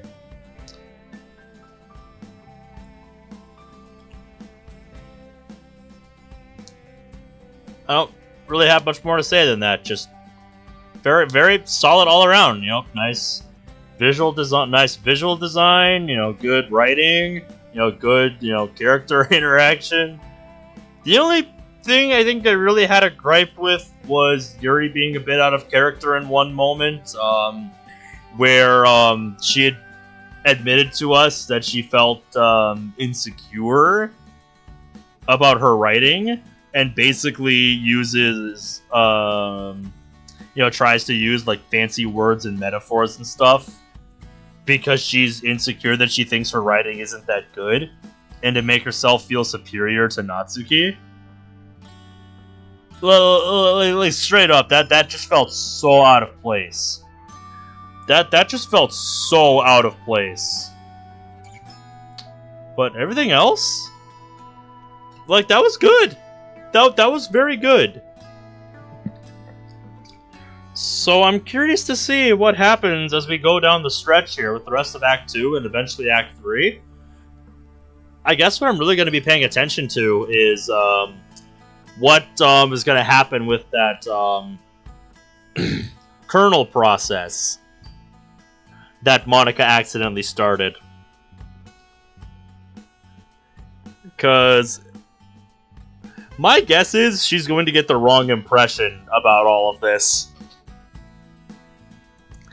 And provide a little bit more context for why Monika went batshit insane in the original Salvation story. Which would be something, that's for sure. Maybe I should revisit my original Salvation playthrough, just give myself a bit of a refresher on that front. But that's something for a future me to think about. Present me wants to hop into the VC for a bit.